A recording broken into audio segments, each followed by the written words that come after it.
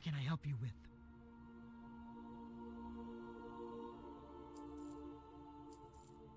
Strength.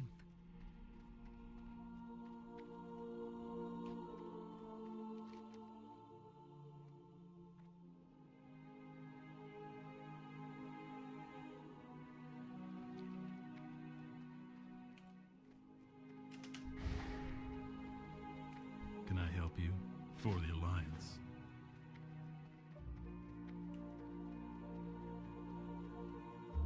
Talk to me!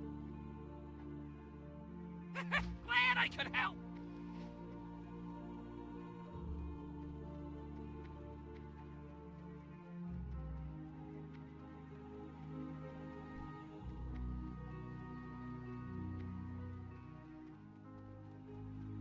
Hello.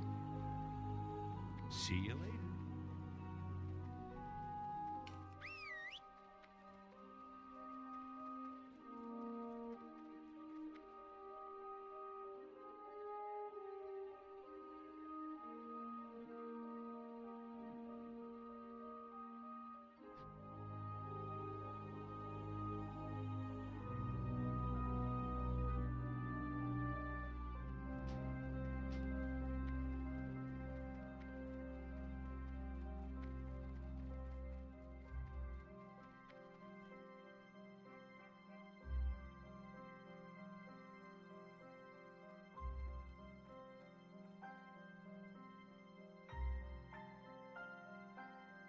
Yeah, of course I have. My hunter, cute, was a pure melee hunter. Leveled 0 to 60 in 2019 using the classic WoW community-based hardcore add-on. Oh. Yeah.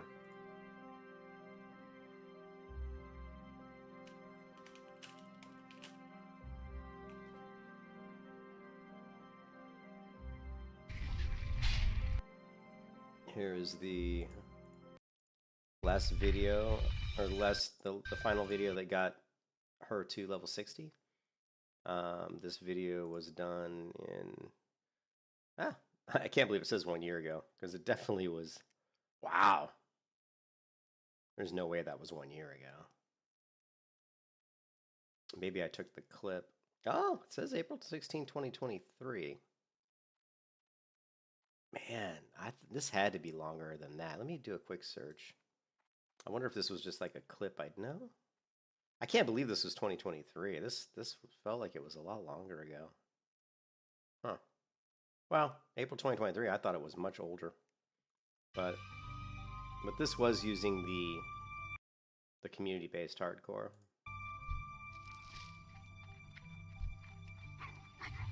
Yeah, you can see here I have there's no ranged abilities. I mean, I'm not even using Serpent Sting or nothing. It's look at my bars, like trap, deterrence, feign death, trap, Raptor Strike, disengage, scare beast, some sort of a healing blood petal or something, just auto attack. And so my rotation, like no bow at all. I didn't even have a bow or any kind of ranged weapon equipped. I'm literally leveling at level 59 here, using a level like 45 blue item. Sorry, green. I'm using like a level 45-ish green two-handed sword here. The reason I'm using this is because it was a sword of attack power. So it was like plus 45 attack power, which surprisingly is really, really good. It's very difficult to find, because if you think about it this way, if that was like a plus 20 agility or something, that would only be 20 attack power. And sure, it would give you a slightly better crit rating, but it's only 20 attack power, as opposed to having 45 attack power up all the time. So to get a weapon that has stats on it that would be better than this would have to be something like 30 agility or 40 strength or something. It would have to be really high. Revenge of the Paladin Part 1. Yeah. And so this was, I can't believe, I thought this was a lot longer ago. I can't believe this is 2023.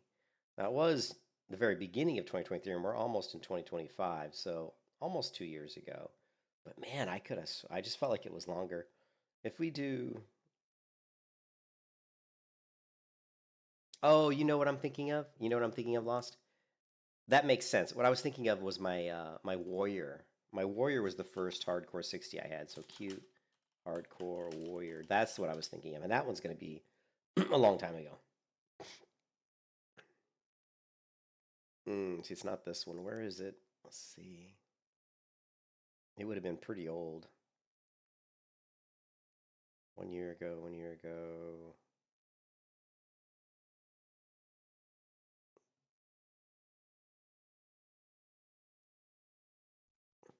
This just doesn't seem right that it was only 1 year ago. Let's see how Buccaneers. January of 2023. Well, maybe it was. Man, you know what? It's just time flies. I thought that when we first did the community hardcore, it was a long time ago, but I guess not. I guess it wasn't. I guess it wasn't back in. I thought it was like, but I guess you know what happened is Classic came out in 2019, and I thought the hardcore community stuff came out, you know, pretty quickly, but I guess it didn't. I guess I'm just misremembering. You know, I'm old. I don't remember things well anymore. So if we go to the Discord, the Classic WoW, I guess if is there a way you can tell when a server was created? That would be really cool. Let's see if there's a way you can tell. When can you tell? Can you tell when a Discord server was created? You find Discord server by the ID of the server on a website like Hugo. Interesting. Never heard of this website before.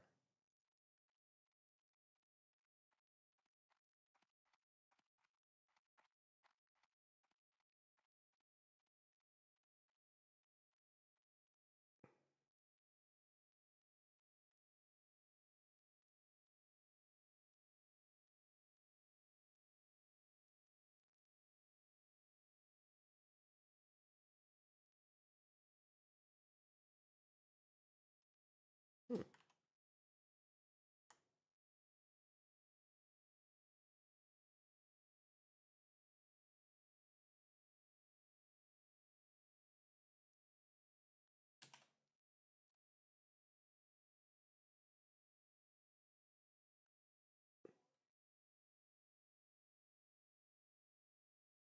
Yeah, it doesn't want to let me paste it. Hey, whatever.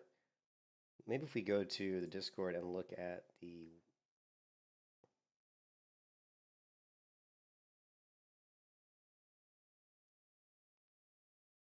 this was 2023.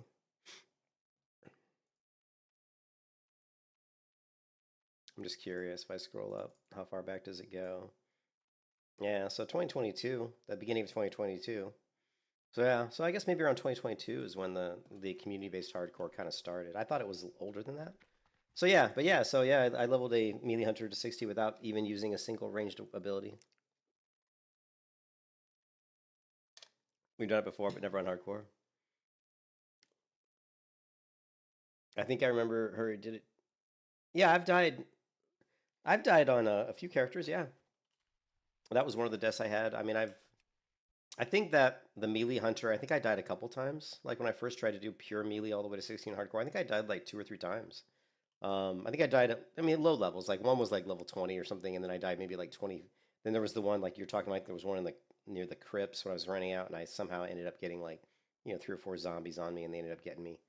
That one was kind of sucked because I honestly didn't think that they were going to kill me, but they ended up getting me. And then yeah, and then I think I pretty much made it after that. But I think one of the biggest differences like is the unit scan add-on is I think one of the most important add-ons to have is unit scan, because it's so easy to just be leveling and not paying attention and have like an elite mob like just sneak up right behind you. Something like not Morbid Fell, but like Morladim, or even Nerilissance, the World Dragon. I actually got killed by the Nerilissance once. And in those situations, if you've got unit scan, those deaths just don't even happen. You get the notification ahead of time that the elite's nearby. So I think that's one of the single most important add-ons if you want to survive in hardcore, is just install unit scan. There's a new one that someone has created called Unit Scan Hardcore, but I looked at it. I went to the website and looked at it, but I didn't see it as being like anything super. I didn't see it being better than the original unit scan, so I'm still running just the original unit scan, and so far it's been fine for me.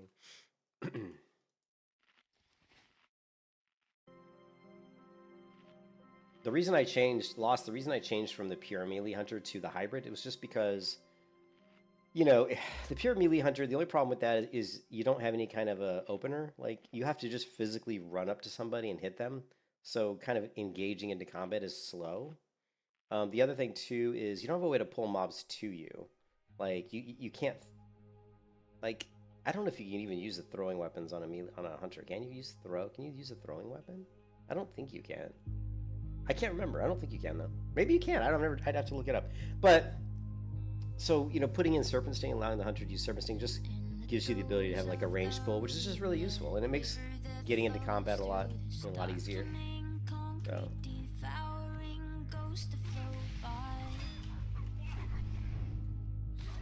Let's see how well I do against a level 41 Raider.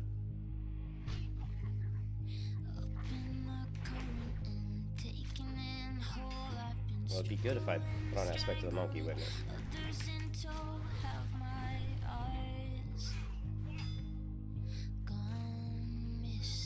Oh, I don't have any arrows. Like, I don't even have any arrows. I did a full clear of Scarlet Monastery yesterday, and I ran out of arrows, actually, even though I don't use a lot. Yeah, the survival tree really helps, for sure. I do think there's...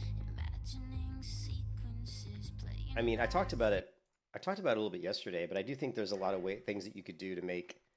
there's a lot of things you could do to make Melee Hunter, like, viable in vanilla, and a lot more fun. And one of those things is kind of, sort of... They tried to do it with Season of Discovery. And that would be just to...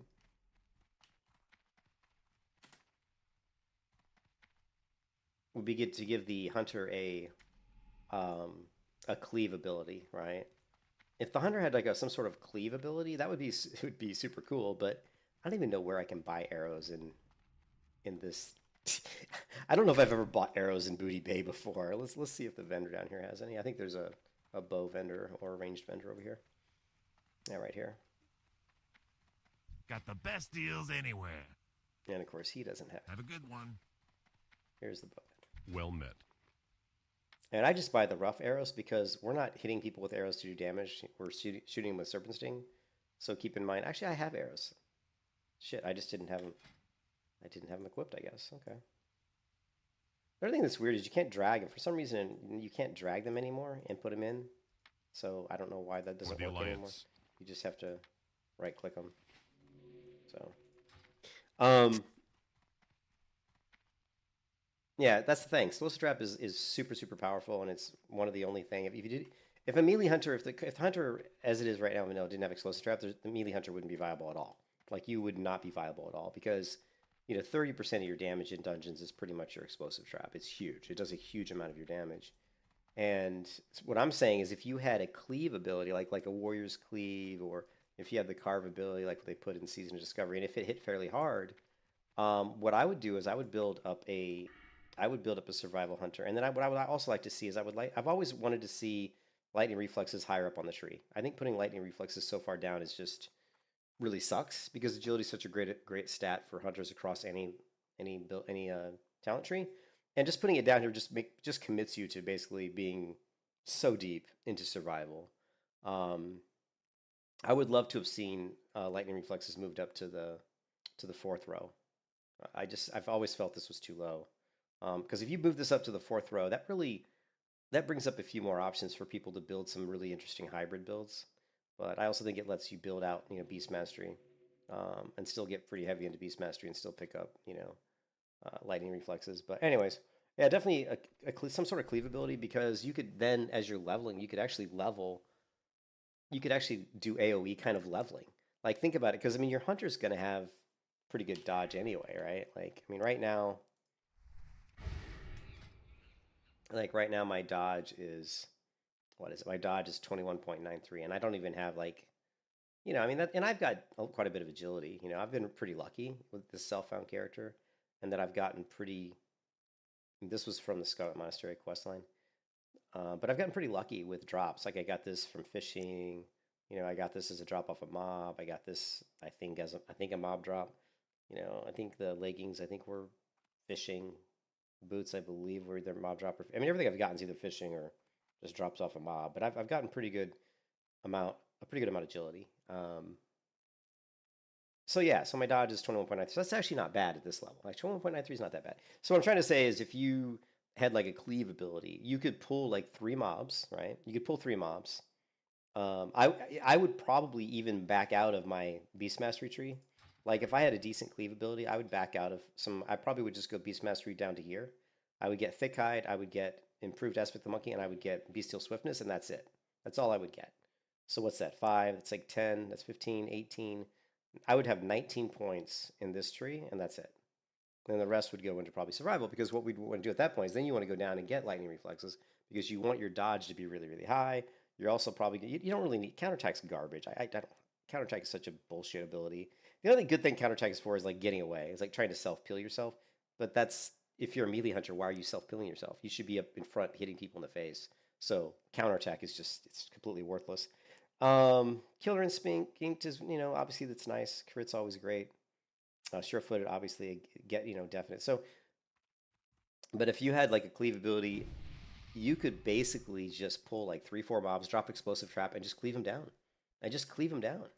As long as your cleave was a pretty short cooldown and didn't require a ton of like mana, you know. Like think about how like Wingclip is only doesn't require that much mana, right? It's like what 40 mana, which is really not that much. So I would say give yourself a. I would say to make the melee hunter more enjoyable and more fun is I would definitely say give him a cleave. Give him a cleave. Make it 40 mana to use it. Just to be a sweet make ult. Alright, what am I doing anyway? I'm just kind of wandering aimlessly. Let's kill some gorillas, I guess.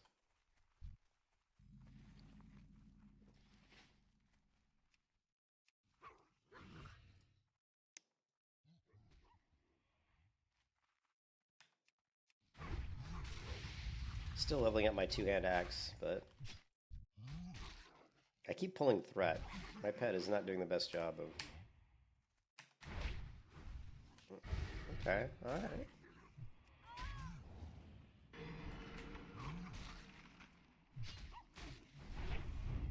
Got another gorilla. Man, they're all around me. These gorillas are sneaky. Different.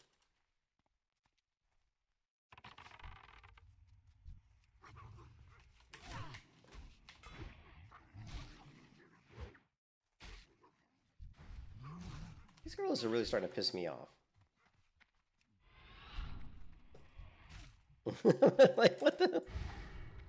Maybe killing the gorillas wasn't a good idea. It's just, they just keep coming. Like, how did that other gorilla even aggro? He was so far away. They must have a big aggro range.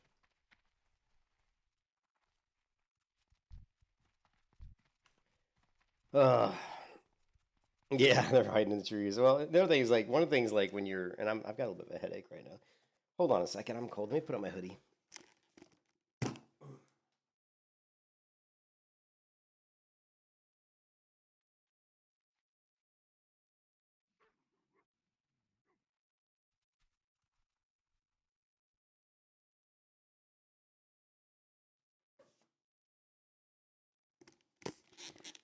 One of the things like when you're playing hardcore, it's not always a good idea when you log in to start. The first thing you do is go attack mobs that are higher level than you. You kind of have to get into the groove, and I'm not really in the groove yet. Kind of like half asleep, and I'm just like recklessly running out and pulling mobs that are higher level than I am, and that's kind of stupid. But yeah, I just 2-hand weapons should be good, but it doesn't feel great, you know. I mean, 38.8. I mean, 38.8 damage plus 20 strength. I mean, this thing should slap, but it's not really feeling like it's slapping. I think it's just because I'm missing too much. The other thing with melee hunter is your damage is going to be pretty weak at low level if you're building out the way I'm building, because you don't have hit rating. I don't have sure-footed right now, so I'm missing like all the time.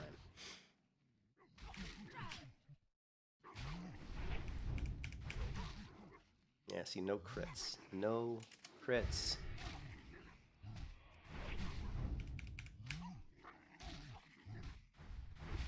There's a crit, finally. 333, which is not really... not super impressive. Well, we only need 5 giblets, so now we only need 3. So let's just finish this quest. Let's finish it. Finish him. I'm just going to go ahead and pull this guy.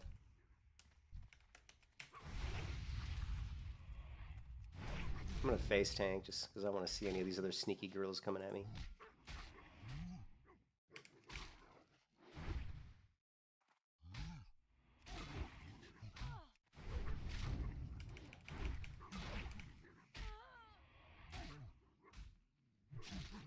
I mean, look, a lot of glancing blows. 22 glancing blow, miss, completely wolfed. Like glancing blow. I mean, look at these blow. Look at these glancing blow. Like, so I swung 4 times and did 70. Just so you know, there, out of the last 4 swings I did with my 2-hand weapon, I did 72 damage.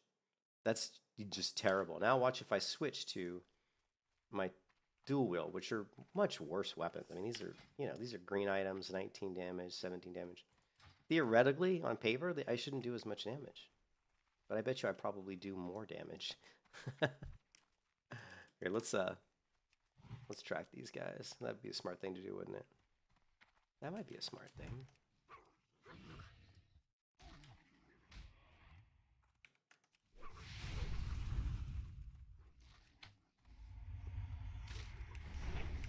Okay, let's see what I do.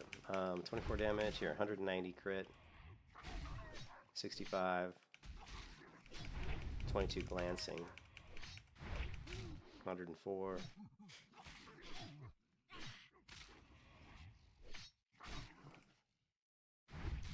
203. So it felt like I probably did a little bit more damage. We probably would have to go into recount and keep in mind my 2-hand weapon skill probably isn't really maxed out yet. Now that we're tracking these guys, it's a little bit easier. Alright, we've got Furious Howl up. We'll see if we can get a big crit with Furious Howl. Furious Howl buffed crit? Nope, 194.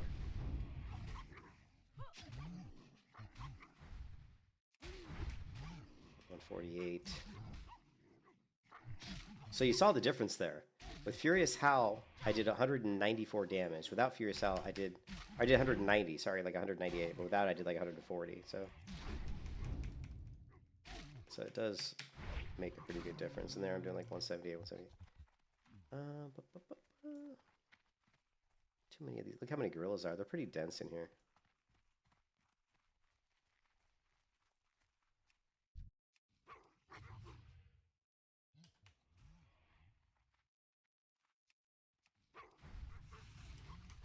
I do think these gorillas aggro to like help each other a lot. Like there's a big aggro range here, where like if you're in combat with a gorilla and there's another gorilla that gets fairly close, they just join the battle. They have a very tight-knit society, I guess.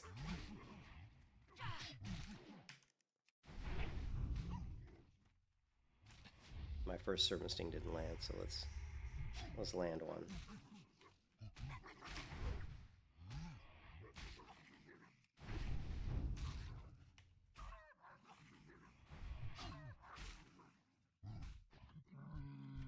So we're doing pretty shitty damage, 78 DPS per second, which is obviously god-awful. It's absolutely god-awful. Let's go back to dual wield. And let's see how we do with dual wield. I'm going to guess it's better. It's just so funny, like you would think that a blue 2-hand weapon would be so much better.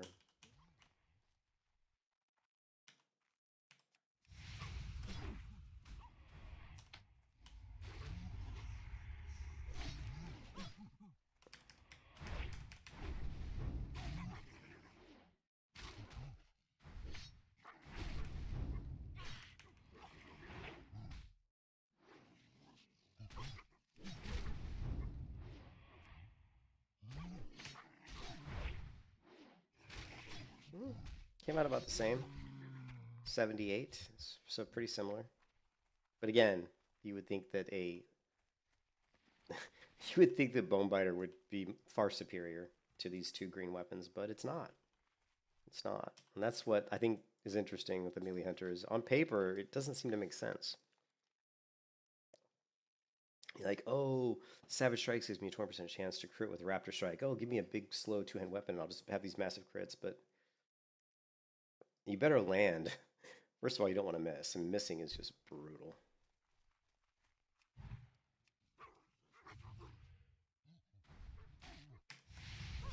All bets are off once we get hit rating. Once we get some hit rating, everything changes. You know, then we got to reevaluate.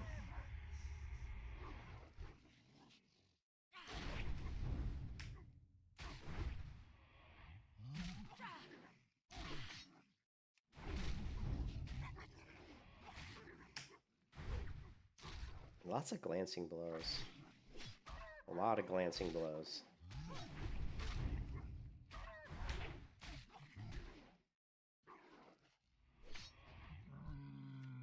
I mean, the mob is 2 levels higher than me, so I guess that makes sense. So.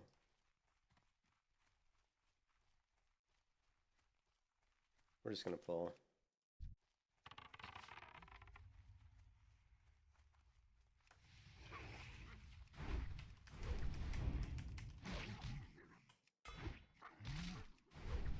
I'm going to kite him a little bit.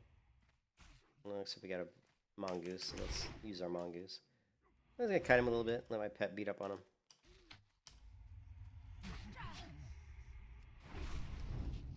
And then we're going to put him down. Put him down. One of the biggest strengths of the hunter is the tracking. I mean, look how much easier it is now to not worry about. Like when I first came over, I didn't have tracking on, and I was like aggroing mobs left and right. I had like 3 gorillas on me. Once I throw tracking up, that's not even we don't have to worry about it. I look up the minimap, I know exactly where all the gorillas are. It's very easy to maintain distance and to make sure that we're not getting ads. So, you know, tracking on a hunter is sometimes I think underrated. It's incredibly powerful.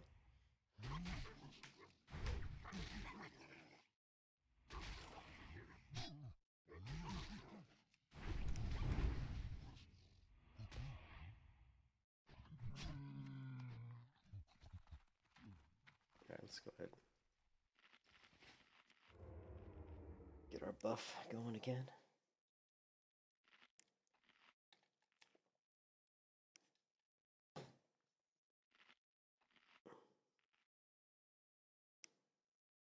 I think we've only got a couple 60s in the guild. Let's see. We've only got 2 60s in the guild so far, so I'm pretty far down the list. I mean, I'm right here. I mean, you can see I'm in the top, like, you know, I don't know, 10% or top 8% of the guild. We're going to level up today, though, and we'll get closer. We got to get to 60. Self-found, baby.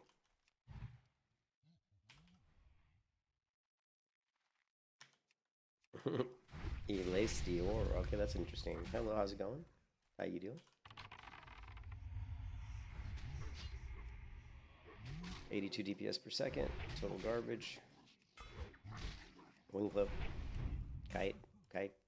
Just for fun. For giggles. Serpent Sting. Let's queue up a Raptor Strike. Incoming Raptor. Boom. Alright.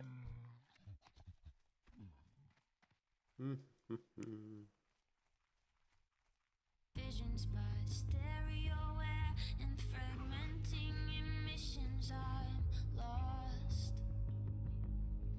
and found in the loneliest thing in the shape of a fist that I wish I could bring in this bitter abyss is my petrified heart still pounding.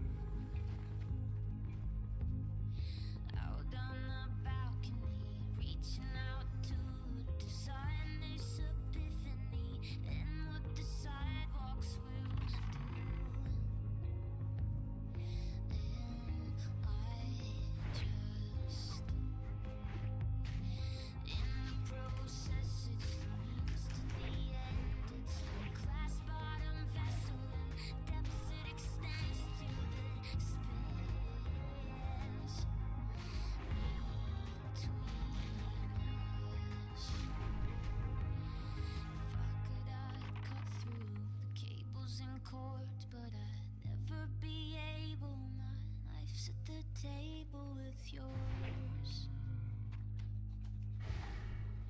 Immortal.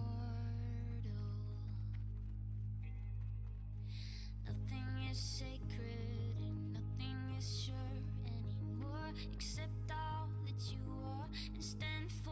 Guide me toward your portal.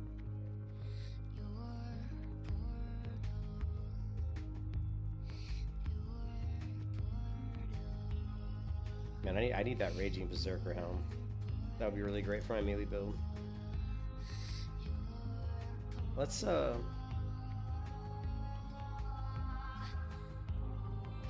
again.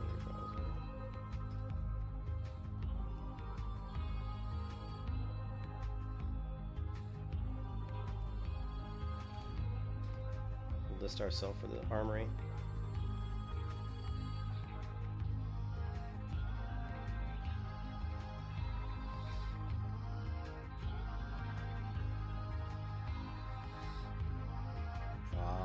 Parkour fail! No, it's unacceptable. It's unacceptable!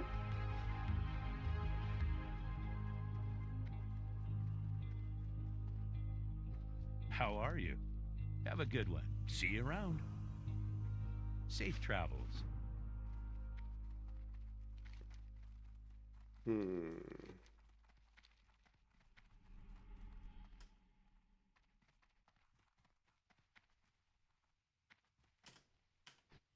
That's what I'm talking about.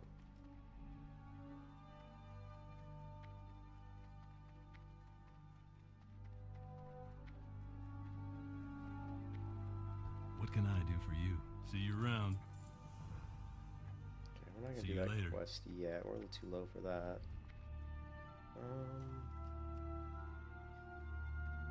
What are you looking for?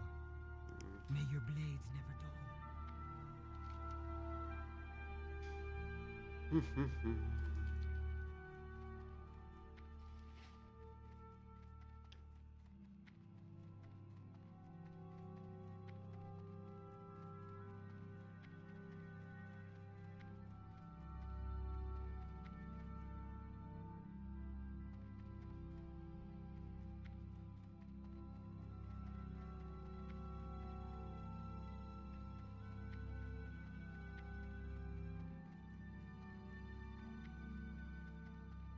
Here there.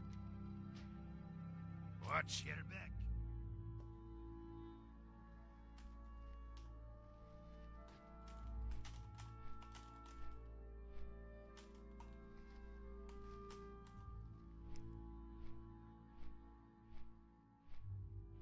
Yeah, that Raging Berserker Sun would be good. I mean, crit's huge. Obviously, crit's really big for melee hunters, big for any melee class, but 13 strength is great. I mean, agility's better, but strength is really good too. Yeah, and 13 attack power plus 1 crit, so 1% crit. There is, I think, I'm trying to think, I believe there's some decent male chest pieces in Fellwood. I think it might be plate though that I'm thinking of. I know there's one that's got crit when you're heading through the tunnel over to Winter Spring, but it might be a plate item. A lot of the gear that you would think would be really great for a melee hunter is actually plate based, like, you know, because obviously warriors are melee, so there's not as much like male gear that, I mean, there is, but it's not as much as you're leveling up. Once you get to 16, there's like, you're going to dungeons, you'll actually find lots of really nice gear. I think probably one of the strengths, well, definitely one of the strengths of World of Warcraft is hey Brandon, what's up? Is the variety and the variety of the gear at 60 is so cool. I mean, there's so much interesting gear. There's gear with 2% dodge, 2% parry, 2% crit. There's all kinds of stuff. There's weapons that'll proc different types of effects, and so it just gives you so much variety to try different types of things out.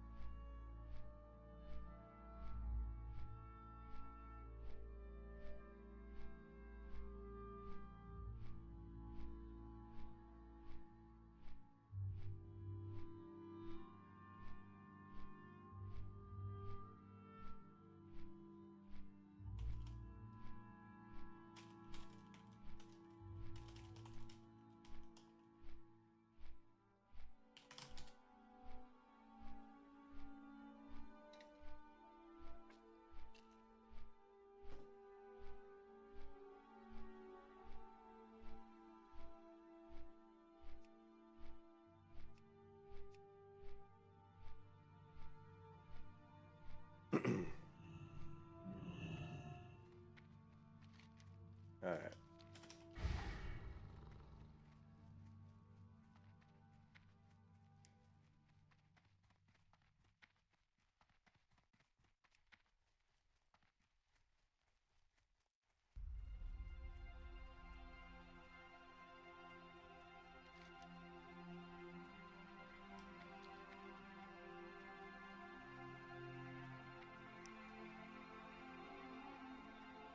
Two-hand, yeah. It hasn't been very. I think the two-hander probably is going to be better against the low. I mean, I think in general, I mean any class really in hardcore, but if you're fighting mobs, your best, I think level range is 2 levels beneath you. If you're level 40, kill mobs at level 38. If you're level 42, kill mobs at level 40, because it's really going to help your hit rating. You know, because you're just not going to have much hit rating. You know, because there really isn't any hit gear really when you're leveling up.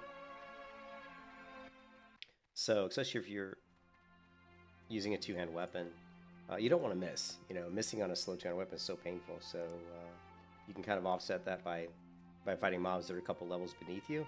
Sure, you're not going to get quite as much experience, but that doesn't matter because you're actually hitting them, and you're going to be killing them so much faster. So way better off hitting mobs that are a couple levels beneath you. Also, your crits are going to be bigger too. You're just going to down the mobs a lot faster. So.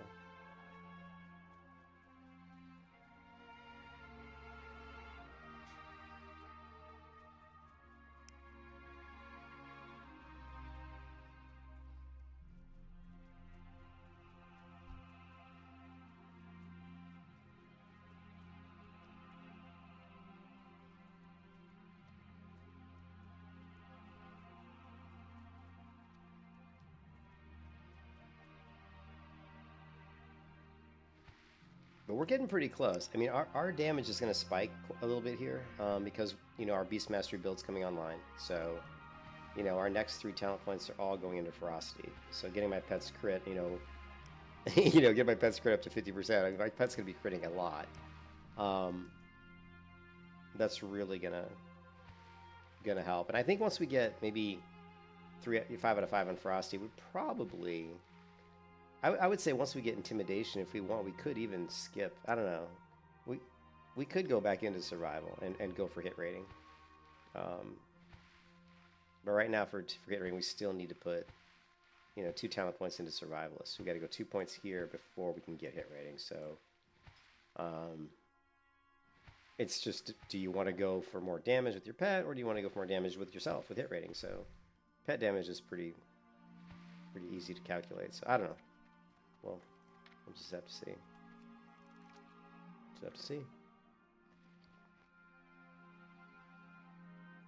I wish there was like a build calculator, like a version of WoW you could just log into and basically just, you know, create your character to whatever level you want and just create different builds and stuff like free without costing you any gold or anything. And you could just like play around with builds. You know, that'd be really cool. Just like unlimited like respecking. Kind of like how they have it in retail. Like in retail, when you play, you know, respecking is free. Like in retail, it doesn't cost you anything to respec. Which pretty much makes sense because in retail, there's so many abilities in your talent trees that if you couldn't respec for free, it just would take you forever to figure out what's good and what's not. You know, other than watching videos and believing what other people tell you. Don't ever believe what people tell you is good. I mean, you can watch videos on builds and take it with a grain of salt. As like someone says, oh, this is a great build, but always try it out yourself. Don't just say, well, this person who's like a top rated player says that this is the best build. That doesn't necessarily mean it's the best build. It might be the best build for them, but it may not match your play style. So you always want to try it out yourself.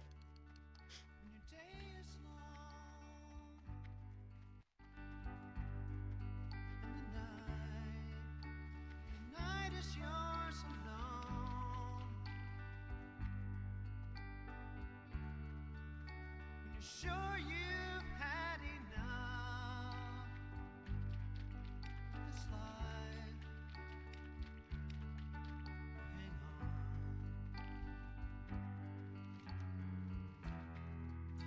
Don't let yourself go.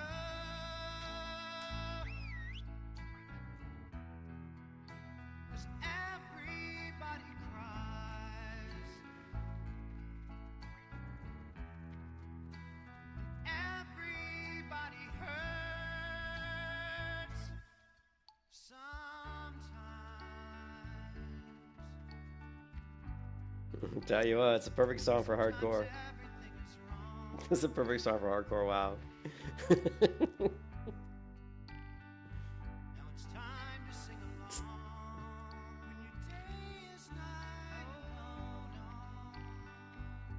Well met. Open for business. Farewell. What can I do for you? Be good.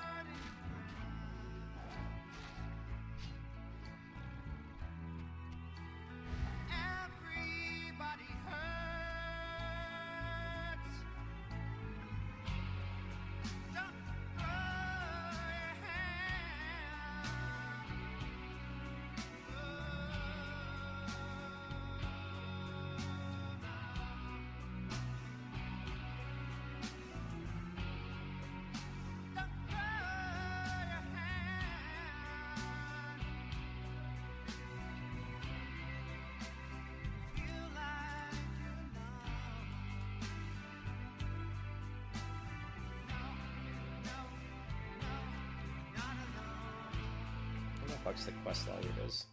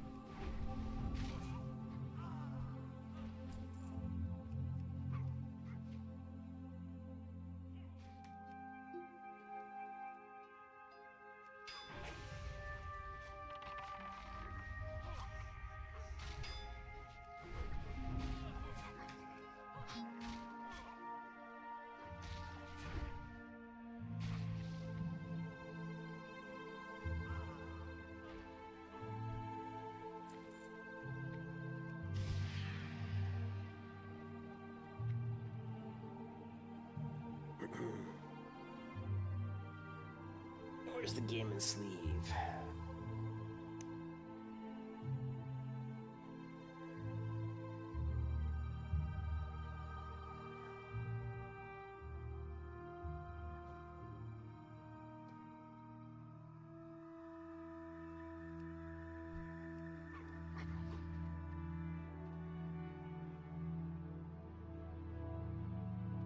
Didn't aggro. Surprising.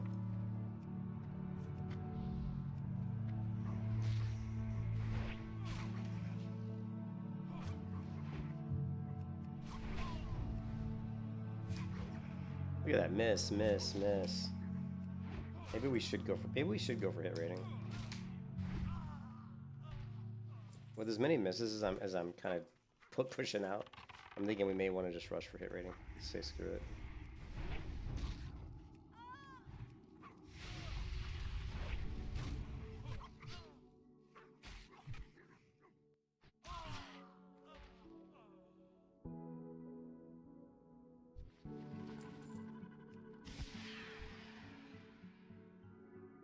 Sorry, my mouse pad's dirty, the sun's in my eyes, my wristband is wet, everything's wrong. Being with you is distracting. You'll be everlasting. My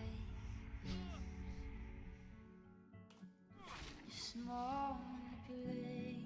I guess I'm already sick of the two-hand weapon. Already sick of the damn two-hand weapon. Test the limitations of my Oh, we got Mr. God of War in here. of my We can invite him if he needs help. grit.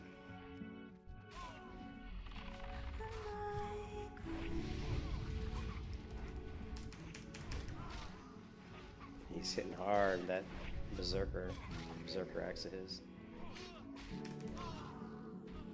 Alright.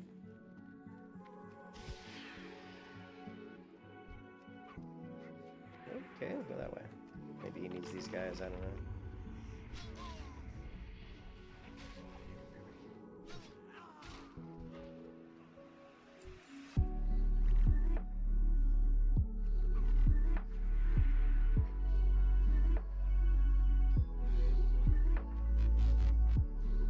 You can see how weak my DPS is.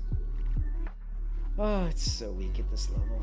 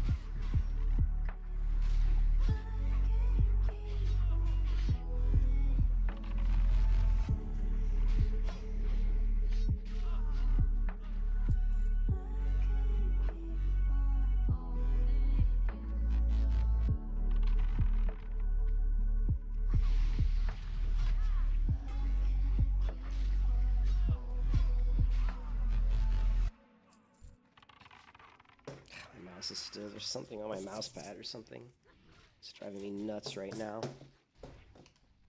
Driving me nuts.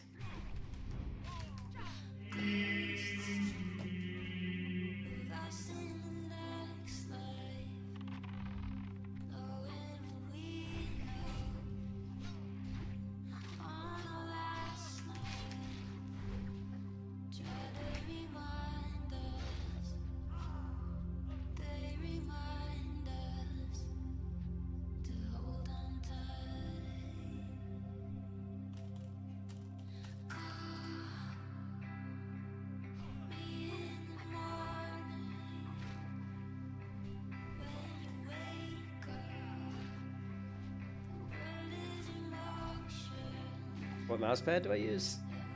It's actually a Razer mouse pad. It's some RGB Razer mouse pad. It's like, I don't even turn the RGB on, but it's got like a RGB strip that goes around the mouse pad. It's a good mouse pad. It's just sometimes it gets like, I don't know if there's dirt on the pad, or I just have to clean it off. I can just feel it. I'm really picky about, I'm very picky about my mouse. It's got to be clean. You know, like if I feel any drag on the mouse, it'll kind of drive me nuts, so. No, this is douchebag again. Dude, I don't know why you keep coming to the channel. You're just gonna get blocked every time. What a loser. It's really sad. It's sad that someone spends so much time trying to go to a YouTube channel to be funny. You know, it's sad that their life is that pathetic. Because it is that pathetic. I feel sorry for that person.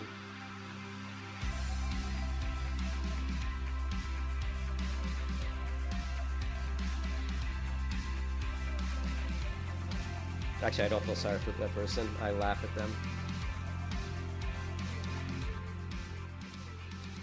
I laugh at the inferior intellect.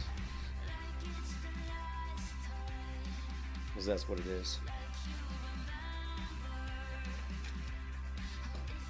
Yeah, it's just ridiculous. The guy keeps coming to my channel trying to make little quips. But it's just, he just looks like an idiot. Like you look like a fucking douchebag. Well, you are a douchebag, so you don't look like one, you are one.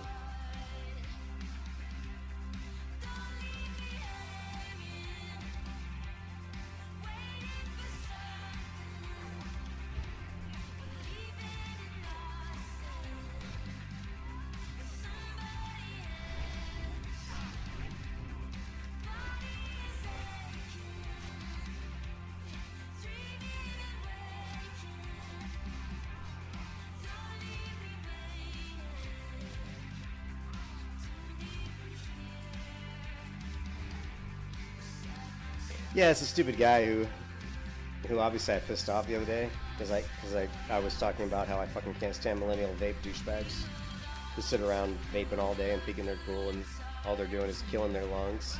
You know what I mean? They're just literally killing themselves and they somehow think they're cool. It's just kind of pathetic, really.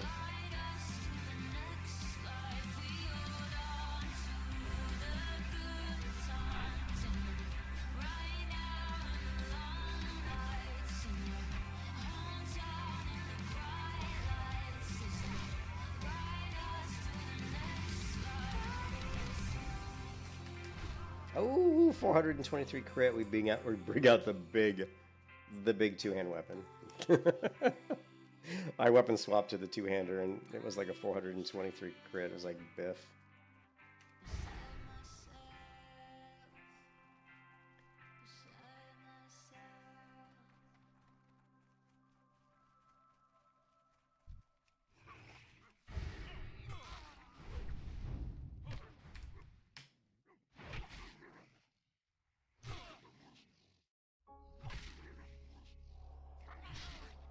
Big crit, big crit. Oh, not in time, not in time.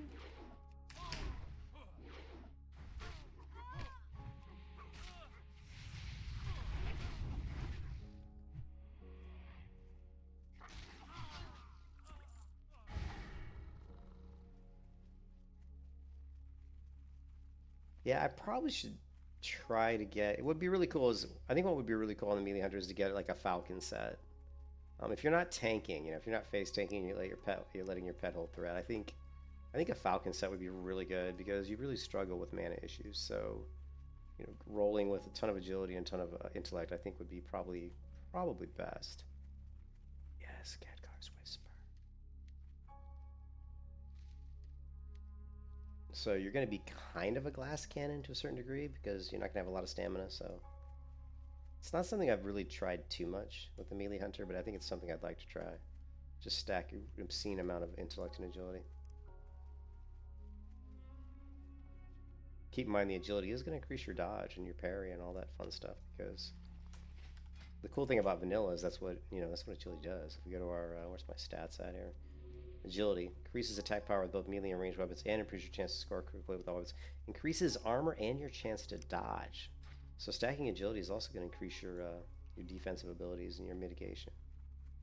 Which is, they later removed that, the ability for agility to increase your armor, and I think even, I'm not sure about the dodge, but they definitely removed the armor Go with part honor, of it. So. friend. Light bless you. Be careful. Okay, I don't know if I want, yeah, we're not going to do this yet. I mean, Light maybe. bless you. We could do that if, You need something? I See you later. You need something? Tablet quest is kind of Be annoying. careful. Let's be a lieutenant. Have a good one. Actually, shoulders. King's honor, friend. Go with honor, friend. 11 stamina, yeah. Be careful. What can I help you with? Ooh, the mace. Let's not forget, we still have the dog whistle. Summon a tracking hand that will protect you. I don't know, like... We need to put that on a different keybind. Let's put it on this one.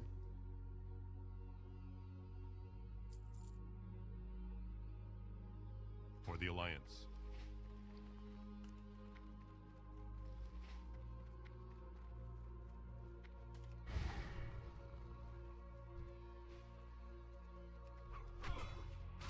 Light be with you. Weird.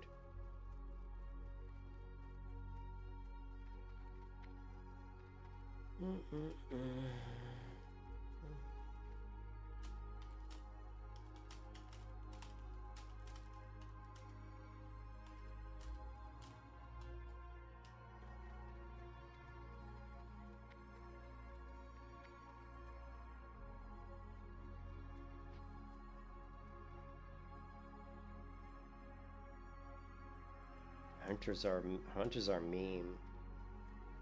Gorky, rangy, Gorky, Gorky.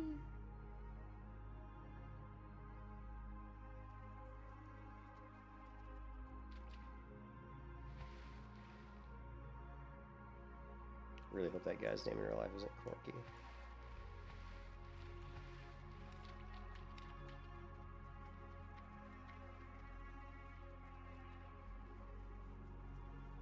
I guess we can knock out the Blood Scalp Ears. We've also got the Shadow Hide, the Shadow Panthers.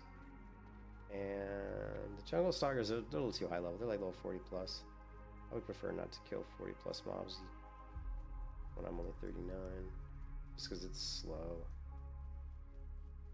Blood Scalps are good. Let's take out some Blood Scalps. Also, yeah, let's do the Water Element with the Elemental Bracers. Oh yeah, and the Singing. So there's 3 quests there we can do.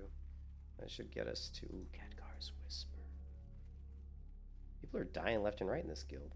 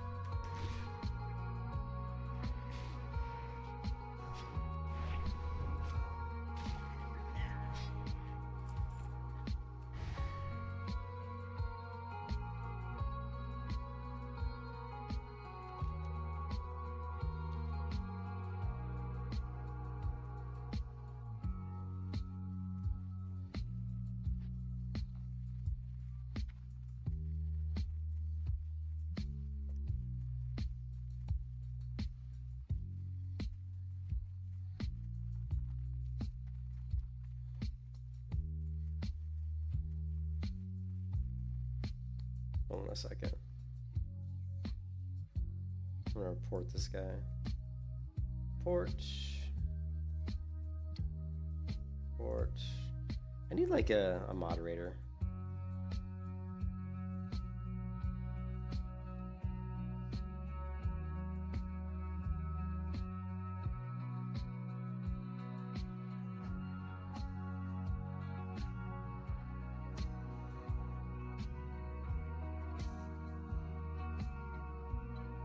You know what's really funny?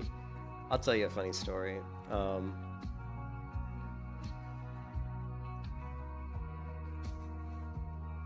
Would you say you're too lazy? Are you too lazy to be there? Yeah, moderator. That's all right, man. So there was someone in, like, I will report people. Like, people have names that I think are just stupid. I'll report them. Like, if someone has a name like, you know, up your butt or something, I'll just report them. Because this is children. This is childish. You know, like these 12-year-old kids creating characters called Butt Slam or something. I'm like, I just report them. Like, it's hilarious. There was a guy in my guild who had it. His name was Finger Blast, and I was like, that's kind of offensive. You know, if I was a woman, I'd be offended by that name. So I reported him, and so he got banned. This is so funny. So he literally got like a 24-hour ban from World of Warcraft, and he comes back in a while, and he's like, they made me change my name, and they banned me for 24 hours. And I kind of was laughing. I go, that was probably. I mean, it doesn't mean I was the only one, but I did report his name because I think Finger Blast is kind of offensive. Yeah, if I was a woman, I'd be kind of offended, you know. Plus, I just like to report stupid little childish douchebag kids because they're fucking because they're idiots. I can't help it. I can be a total jerk. I can be an asshole sometimes. I admit it, but I mean, it's just stupid. People with names like Butt Slam and shit. It's like, come on, grow up, man. It's like, grow up. Get a fucking clue.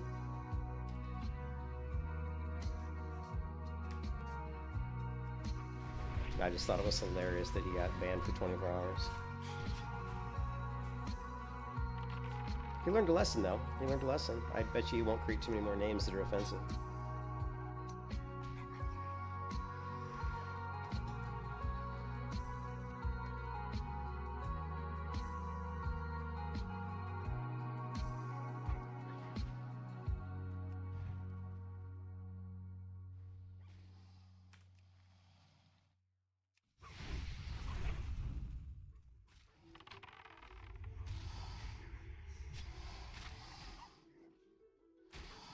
Undead Warrior.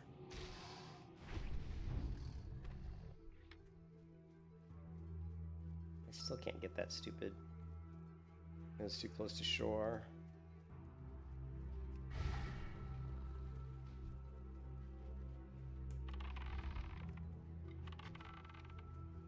We'll help out the warrior with a little Serpent Sting action. Why not?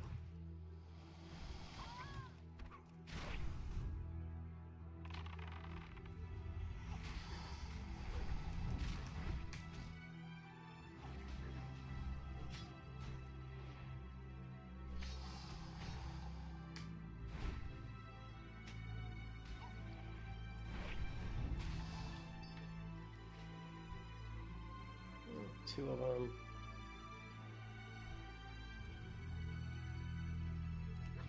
Where'd the warrior go?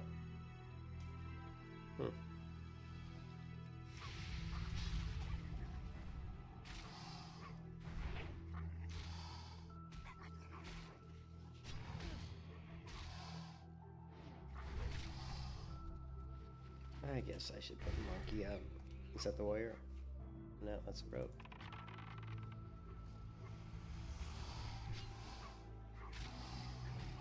I think next time, if I level another character on, if they do like another event like a few years down the road for like Fresh or something, I think I would like to play Horde. I think I would like to play Horde, and I hardly ever play Horde, but I think it would be fun to maybe do a Horde character next time. I'll do like an undead.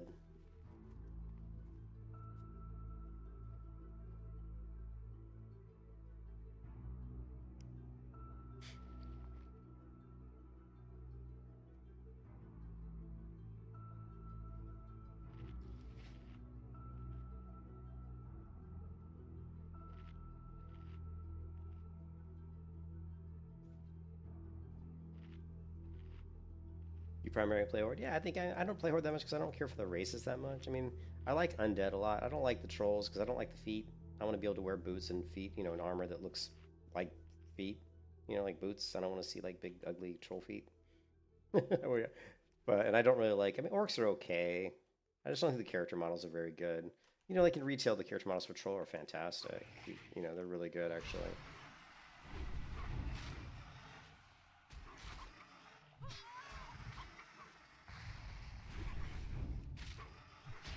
That was yeah. Yeah, and then like, and I don't like the stupid Jamaican voices. I think it's really not fantasy at all. I mean, come on. Yeah man, yeah man. It's just, it's kind of stupid. Well, it's not kind of, it is stupid. It's just dumb. I mean, to me, a fantasy game should be a fantasy game. It shouldn't have characters that sound like they're Jamaican. It's just, I don't really understand that concept at all. Whoever came up with that at Blizzard should be fired. They should be fired. They probably have been fired. But we have to live with Yaman. And it's painful. Every time I hear it, it's painful. And trolls, I mean, Torn are cool. I like the lore behind Torn. They're just like the female Torn are just so hideously ugly. The male Torn aren't bad, but they're just so bloody big. I don't really like characters that are like that ginormous, unless they were like really cool looking. Like if they had like an ogre race that was, I probably would play an ogre. I think an ogre would be kind of neat, you know. I actually think ogre would be really cool, actually. Home is where the heartache is. So baby, pack up your desktop. Let's piggyback the internet from the Walmart parking lot. Hair high with the cat eye, you held my hand in the movie. Got me iced teas, our friends ran off to 2E. Said you can't be shit if you can't be true to you. As you slap the streets on like your parents' Subaru. Long live being in love, being obscene. Long live saying that we're 19. Black coffee, acetaminophen. Long live the listening and everything in between. Long live the motherfucking team. Long live the scene. Long live the motherfucking team. Long live the dream. So we took off around the back. Baby Scout Regiment, shout Sally and Jack. It wasn't what we did, but what you said. In the moments I was lost in my head, I told myself I was worthless. Told me that I was perfect. Then you kissed me and we fell asleep. Listening to postal service. Long live being in love. The range. Long live saying that we're 19. Black coffee, acetaminophen. Long live the listening and everything in between. Long live the motherfucking team. Long live the scene. Long live the motherfucking team. Long live the dream.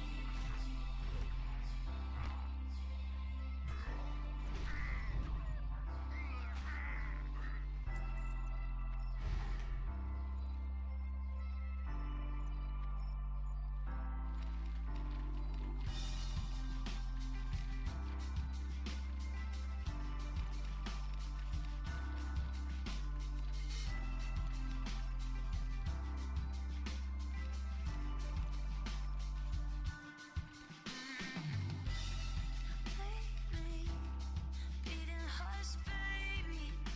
Come over to my place. I'll be your number one lady. Kissing on my space.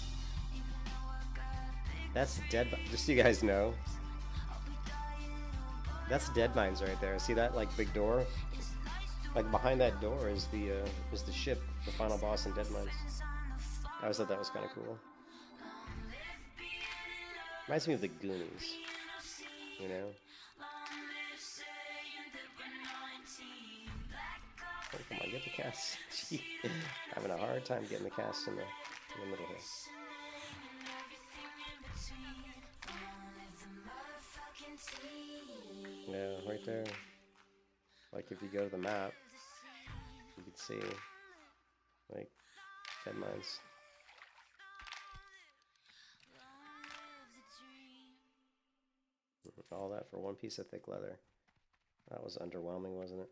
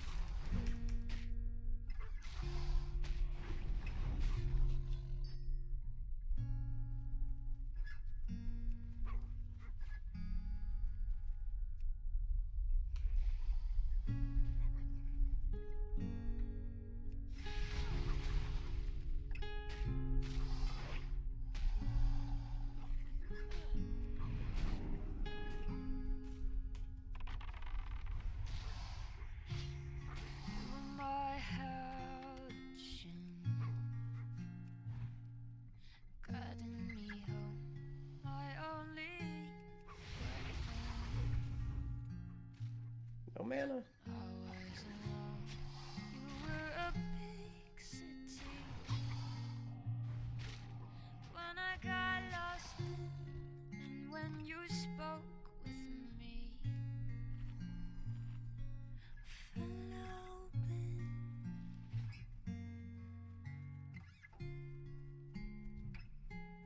Fell open.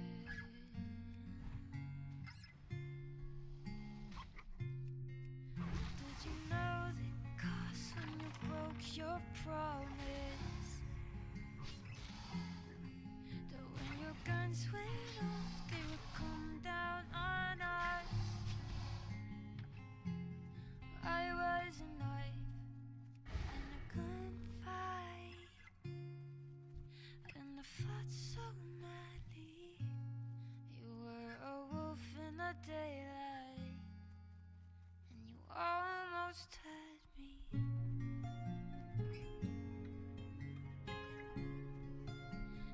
Almost had me.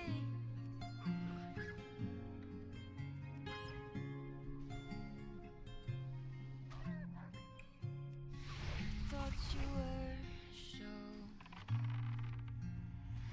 you could, but you were in sheep's clothing. One of another. Can a slave preach freedom? Can a captive take hold of what they believe in?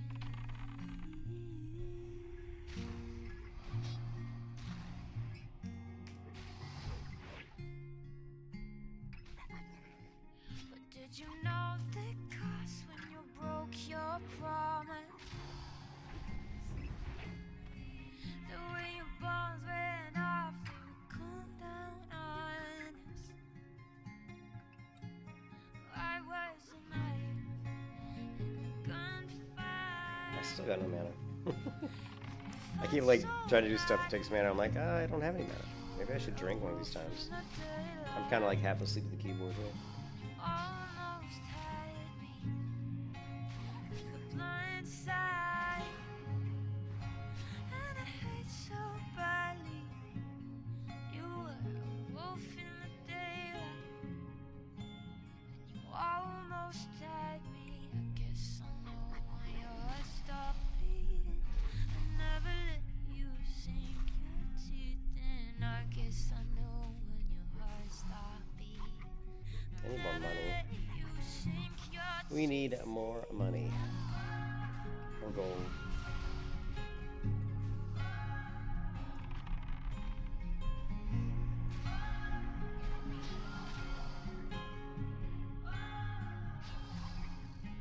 Did you know the cost when you broke your promise? Promise. The way your bonds went off, they would come down on us. I was a knife in a gunfight, and I felt so mad. You were a wolf in the daylight, almost had me.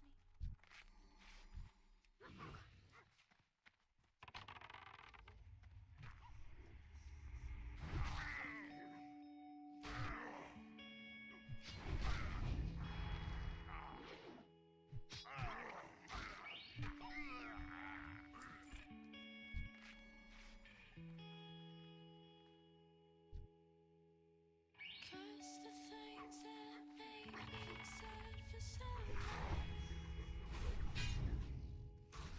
it hurts to think that they can still go on.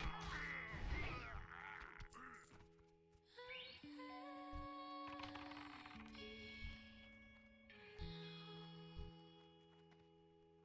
Are you happy now?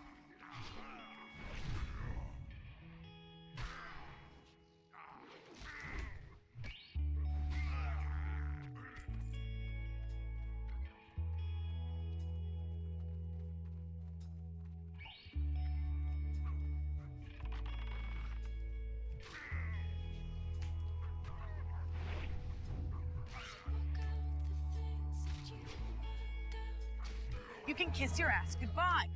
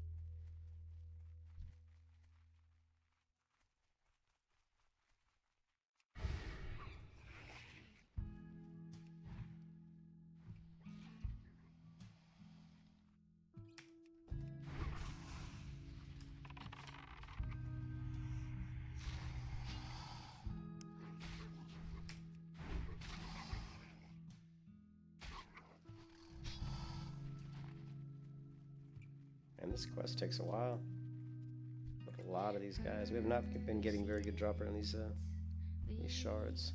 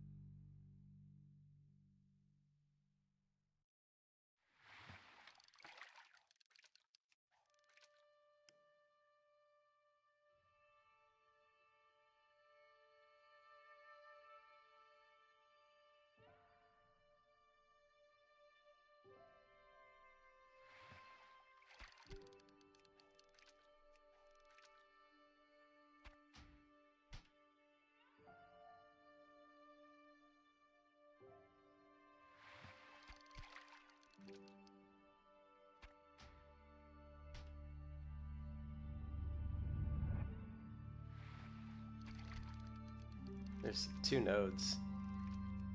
There's 2 fishing nodes here right on top of each other. Because you never get a firefin snapper out of a floating wreckage, so there's literally a firefin snapper node sitting on top, and you can see the firefin snapper underneath. So there's actually 2 fishing nodes right on top of each other.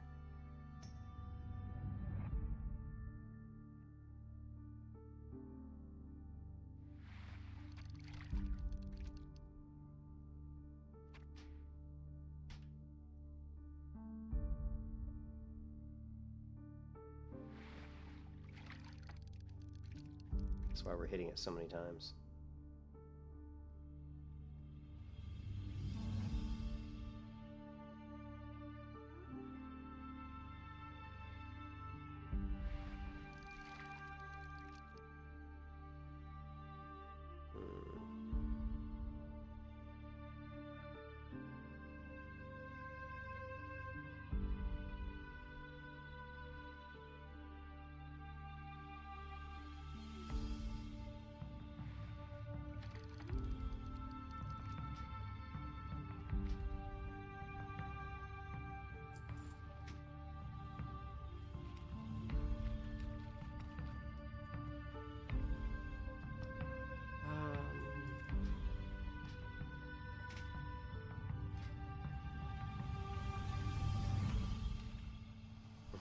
Hey, thanks, Wells. I did win my bet. He's gonna buy me. That guy's gonna be buying me lunch, man.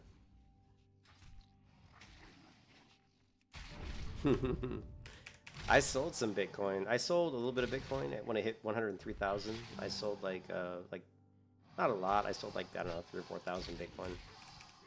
And then I tried to time because I knew it was gonna drop back down, and it did, but I didn't time it right. Just because I was so excited to make money. What can we get rid of here? Or I guess we can get rid of the raptor egg. Yeah, let's get rid of the fish here. And let's do. I'm trying to. Just need to get rid of 5 of these.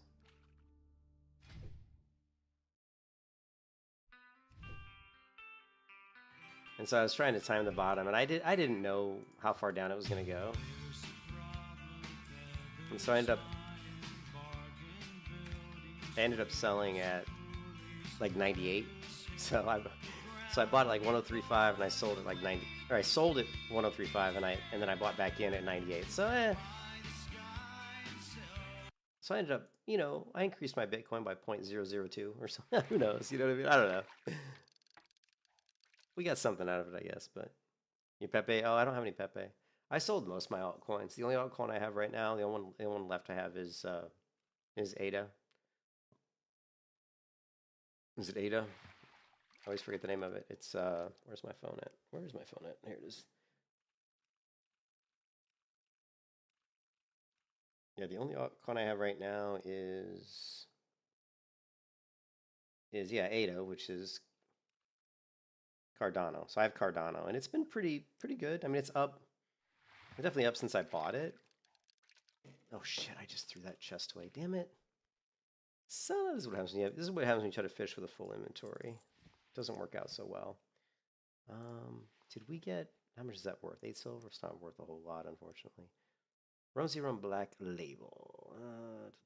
I've got plenty of Rumsey Rum Black Label. Let's get rid of that. What's this worth? 6 silver. 8. Yeah, we definitely need to hit. We just need to go hit the vendor. That's what we need to do. You used to have like 50,000 of. Yeah, I've got Cardano. It's going up. But I mean, honestly, the way Bitcoin's. I feel like I understand Bitcoin, now that I've been kind of watching it for about a year. I feel like I have a pretty good grasp on its movements. I haven't really been surprised by its movements. Everything that it's done has been kind of in line with what I thought it was going to do. Ah, shit. Or, of course, that's just probably me and my ignorance. Yeah, so it is hard to lose money. So it's just basically I just keep putting money into Bitcoin. I mean, it just seems to be the safest bet right here. We can get rid of one of these stacks of. Where's my arrows? Yeah, let's get rid of this. Get rid of that. Actually, let's get rid of 2 stacks of arrows.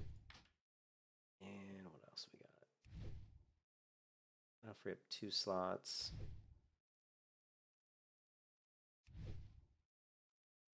What am I? Let's just get rid of all the arrows. Let's do that.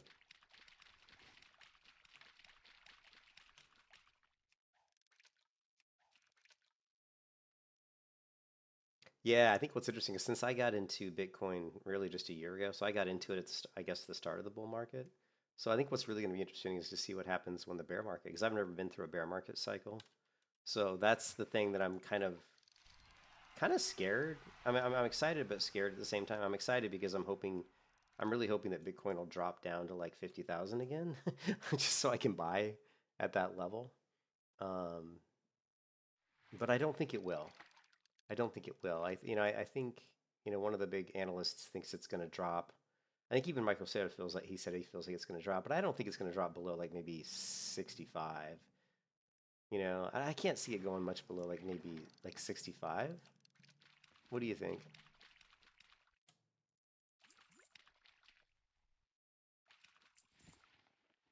We don't care about these. Are worth nothing. Like 2 silver. It's garbage. Yeah, that's the thing. Is like my goal is I don't want to sell. Like I don't want to sell any Bitcoin unless it's at a very high value. Like I sold some at 103,000, but that was crazy. Like I bought that at like 65 and sold it 103. So I made a ton of money. Gotta get that. We gotta get that Lambo, man. Gotta get that Lambo. Gotta get that Lambo.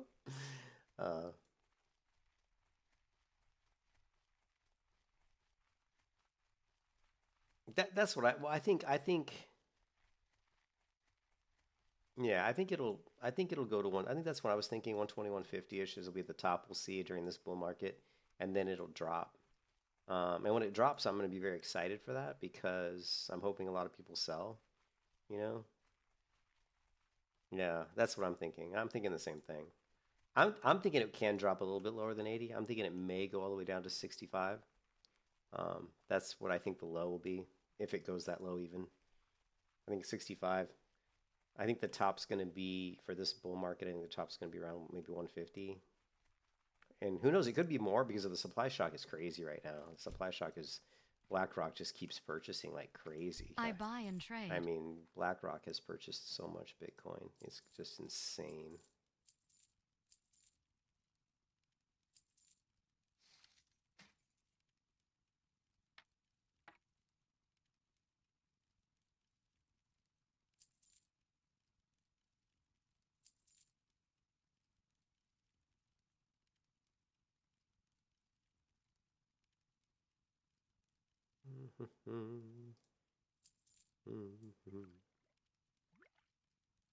Yeah, I know. It's crazy. Light bless you. It is absolutely crazy. You need something?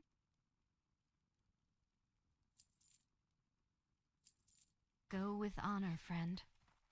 Okay, so what are we doing? We still need blood scalp ears and the crystal shards.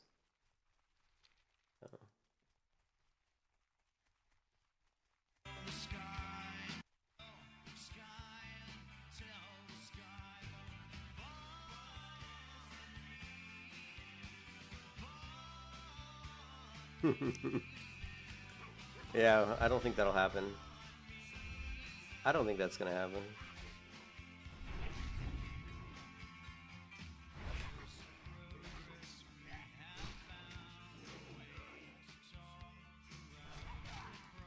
I don't think Satoshi will ever sell his Bitcoin. Or if he does, it'll be like, he'll just sell, like, he'll wait. I mean, there's no reason for him. Obviously, Satoshi must have money. Because if he, maybe if he even exists anymore, if he's still alive, he might not even be alive anymore. And Satoshi might be a group of people. Satoshi's either one person or a group of people. If it's a group of people, it makes sense that the Bitcoin hasn't been sold because they would have to get approval from everybody. And if it's one person, then he might be dead. You think it's the CIA? No, the CIA is not that smart. CIA is not smart enough to create something like Bitcoin. I just don't think they're smart enough. Greetings. Safe travels.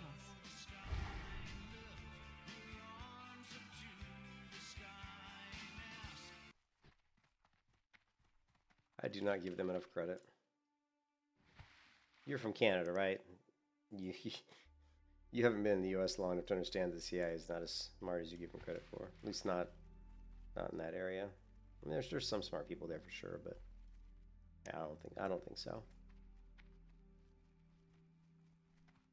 There's plenty of videos out there on who Satoshi could be, and there's a couple of pretty main candidates, and I think they even do like the handwriting, like the handwriting comparison to see like how he wrote. He does like a British comma or period separator at a certain point in his writing and all that kind of stuff. And so there's a few candidates that they think it could be, but who knows? But yeah, but the thing is, he doesn't own the most Bitcoin anymore. BlackRock owns more Bitcoin than Satoshi, What are you looking for? which is just crazy, right? It's just crazy. Be careful.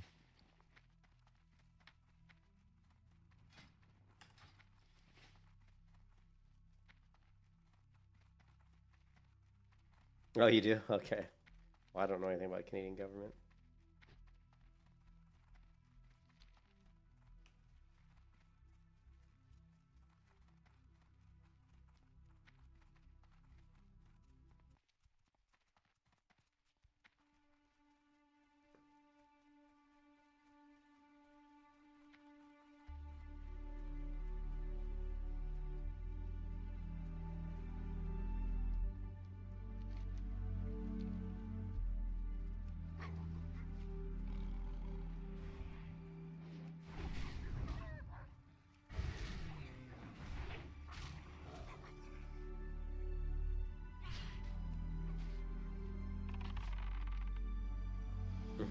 Trump. Trump's the man.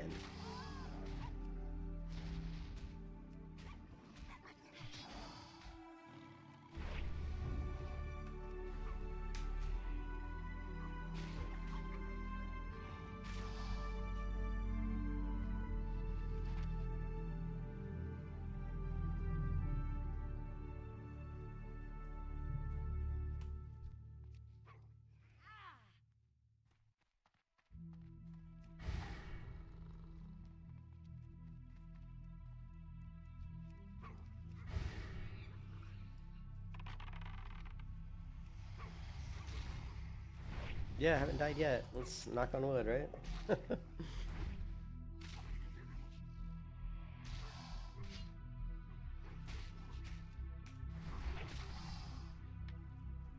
Did a full Scarlet Monastery clear yesterday with just some random people. That went pretty well. And why are these guys so low level?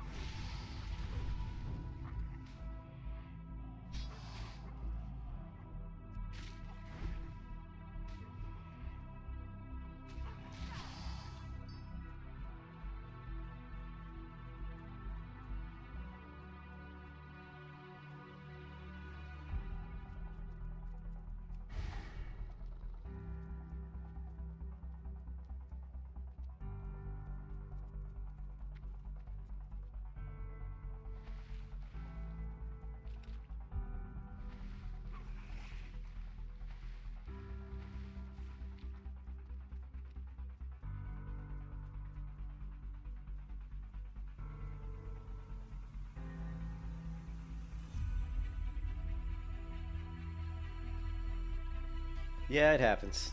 It definitely happens. There's even a guy who got all the way to 60 and then got into a 60 raid in Hardcore Elite and tried to wipe the raid. That takes a lot of commitment. I can't blame him though. The Hardcore Elite guild, like, there's a lot of like elitists in that guild that are total tools. So, but you get that in every like hardcore guild, and in any version of WoW, you're gonna get some tool bags. People think their shit don't sting, think that like they know everything there is to know about the shrimping business. I know everything there is to know about the shrimping business. We got gumbo shrimp, popcorn shrimp, vanilla shrimp, coconut shrimp, shrimp gumbo.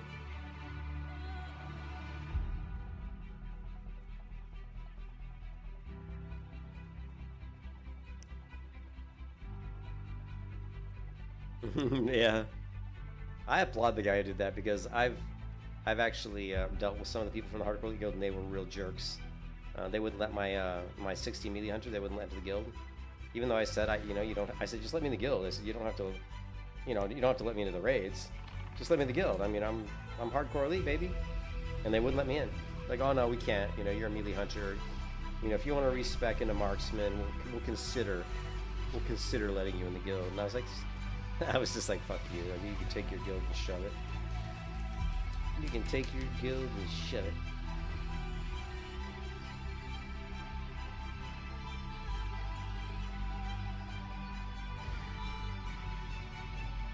I feel like playing some Star Citizen. I gotta talk to... Well, I have to work tomorrow.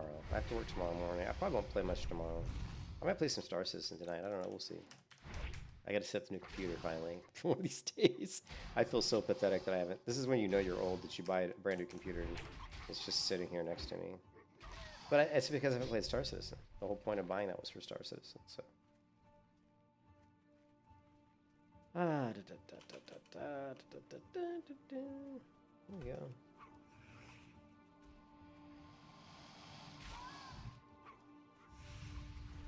Yeah, that's my own fault. I was slacked off too much this week. I got some stuff I got to get done. It's my own fault. But mostly because I wasn't feeling good. I had really bad headaches this week. I've been getting my migraines. I've been getting my migraine headaches again, which is just really not good. Holy crap, it's a party here.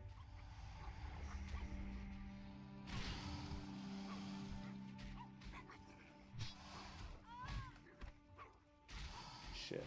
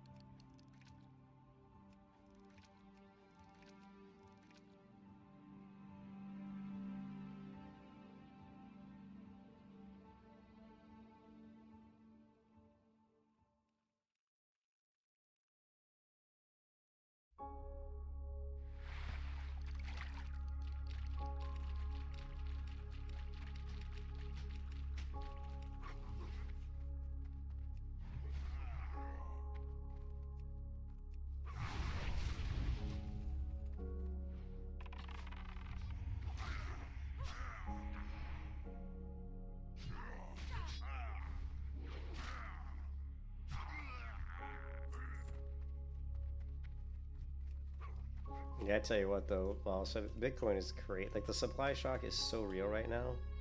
Like the amount of Bitcoin that's being purchased like daily, it's like there's not going to be any Bitcoin left. It feels like within like a couple of weeks almost.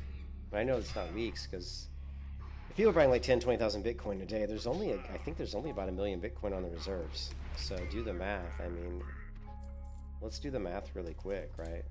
Let's say, you know, what's 1 million? Let's say it's more than that. I don't know. Let's say it's 1.25 million. Right? I don't know how many. It's like there's not that much, right? There's like somewhere between 1 million and 2 million, I think, on reserves. Let's divide that by 10,000, right? Let's say 10,000 Bitcoin gets sold every. That's only 125 days. 125 days, and like there could be like no Bitcoin left. I know, it's just insane. Now there's always going to be people selling, but I mean. And did you see that, like, I think 10, I don't know if you're on my Discord, right? I think you're on my Discord. But if you look at my Discord, I created a channel for Bitcoin, just for cryptocurrency, because there's just so much stuff coming out. I mean, this guy here, I can officially confirm that announced that 10 states in the United States are introducing strategic Bitcoin reserves. 10 US states are introducing Bitcoin reserves. 10. And then MicroStrategy, like, and then of course this guy, I love this guy. This guy's great. Do you want to, we always get a Bitcoin comment from you before we let This is Tom Lee. I love Tom Lee. He's great. you go. Normally it got stuck under 100. That's a pretty, it's a psychological level, I would imagine. Yeah, I think some of this could be, there's a lot So this is from 5 days ago. of folks who don't want Bitcoin over 100,000, and some of it may be the exchanges themselves are concerned because there is a pretty low supply of very low Bitcoin supply. available over the counter. So you have a supply shortage, and if Bitcoin makes a move above 100,000, I think there'd be a big chase. So I'm still confident Bitcoin's going to close much higher before year end. Before year end. Before year end, yeah. So break $100,000 before the end of the year? Yeah, well above 100,000 before year end. There you go. So Tom said right there, that was 5 days ago. He says Bitcoin, he thinks will close the year well above 100,000, and yeah, I think he's right. Got to 104,000 just what, yesterday or the day? I think day before yesterday. So I like Tom Lee. I think I like his advice. I think he knows what he's talking about because he looks at all the economic factors globally. He looks at how global trends and global like politics and all that kind of stuff, how it affects not all the markets, not just Bitcoin, but all the markets, because Bitcoin's still tied to the other markets as well. So 200K locked in. I have a limit order on Bitcoin right now. If Bitcoin reaches 105,000, I have an order right now to sell some of my Bitcoin. If it reaches 105, I'm tempted to change that and move it to maybe 110. But I think before the end of the year we'll see 105 easy, and we might see 110, 120. But I probably should put a limit order to sell like maybe half my Bitcoin supply at like 110. Like it reached 110,000, because what happens is, you saw what happened the last time it got to 104,000. Then the different institutions, the different like exchanges purposely do whatever they do to make it drop really low to kind of squeeze out all the shorts and the longs and kind of clear that shit out. I don't know how they do it, but they do it. Yeah. Oh no, I sell Bitcoin. No, it's just easier Bitcoin because I always know Bitcoin's going to go back up, so I never worry about selling it. Like selling Bitcoin, you're never going to really lose money. I mean, if I'm selling it, here's the point. If I'm selling it at more than what I bought it at, then I just made money. So why would I worry about it? I mean, I sold a bunch of Bitcoin the other day at 103,000. Well, I bought it at like 65, 75,000. So, I made money, right? I made money. And then when it dropped down to 98,000, I just bought right back in. I was like, oh, okay, it dropped 5%. I'm just going to take that money I made and I'm going to put it right back in. And so now I've got a tiny little bit more Bitcoin than I had before. I would have liked to have waited a little bit longer because it actually dropped all the way to 94. But yeah, but I've got a limit order right now, so it'll automatically sell a certain amount at 104. I think it's 104, 105,000. And then if that happens, what I might do, I think the best way to do it is just put the limit orders in because they last 90 days. I could put in an order that says, hey, if Bitcoin reaches 105,000, sell so much. And then if that order triggers, then what I'll do is I'll go and I'll create another limited order. It says if Bitcoin drops to, 90,000, buy this much Bitcoin. That way you're just guaranteed to, to make money basically. Because no matter what you can, the Bitcoin will drop. It's going to drop. Like when it hits the bull market, it's going to go down. So,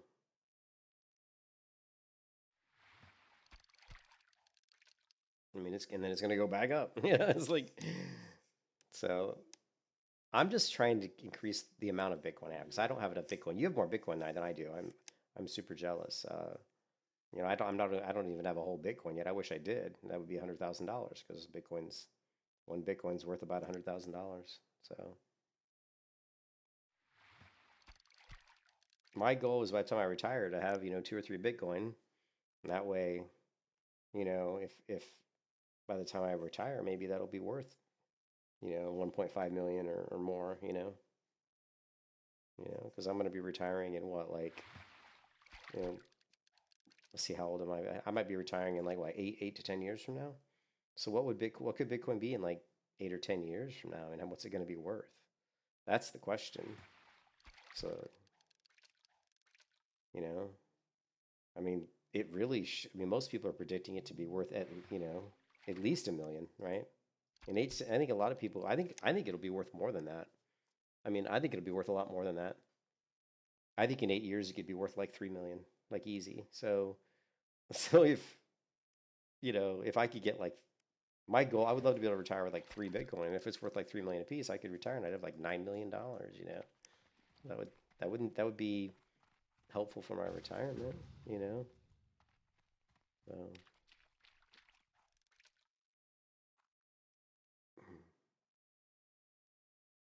Yeah, and I think that's bearish. Yeah, I think 1 million in 5 years is very bearish.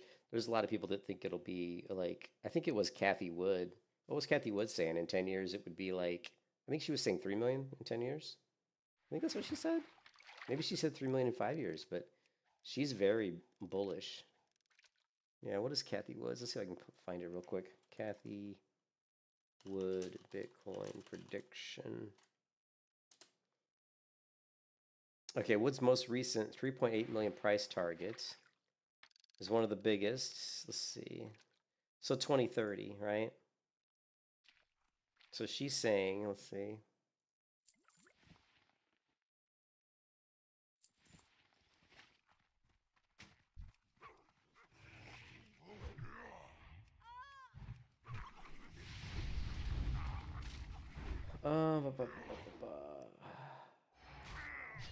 Wood has shared price targets for Bitcoin over years, including a high of 3.8 million by year 2030.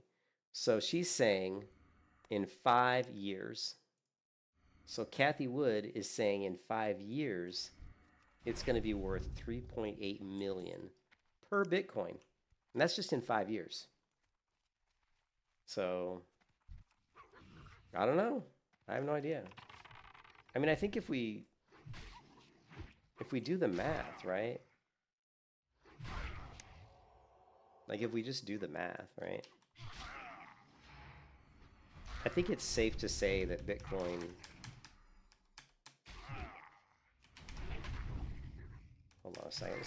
This guy and his damn totems.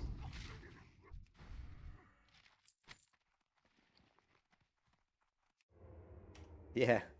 But I think it's safe to say that, okay, over the last year, Bitcoin's gone up 131%, right? So if we look at Bitcoin, it's at 100,000, right? So what's 130% on 100,000 is going to be what, 230,000? So if you take, we know that's what that is, right? 100 times, 130, I don't know, whatever. Do the math. It'd be, be 230. Let's say 5 years. Let's say $100,000, right? $100,000 times what, 130? So if it goes up 130% every year for 5 years, is my math right? God, my math, I feel like an idiot right now. Hold on a second, because we know 100,000 times 130 should be 200, right? times 130 should be 230, right? No, my math's all fucked up. 23 times point. No, Well, 100% is going to be 200,000. It should be 230,000. Why am I an idiot? 1, 2, 3 times, because times 100 would be, no, times 2. Oh, 2. Oh, God, I'm such an idiot. 2.3 times 2.3. There we go. So, I'm so stupid. So, times 2.3. So, let's say it's 2.3. So, 2.3 is going to be, is what it would be if it's, so 1.3. So, 100,000.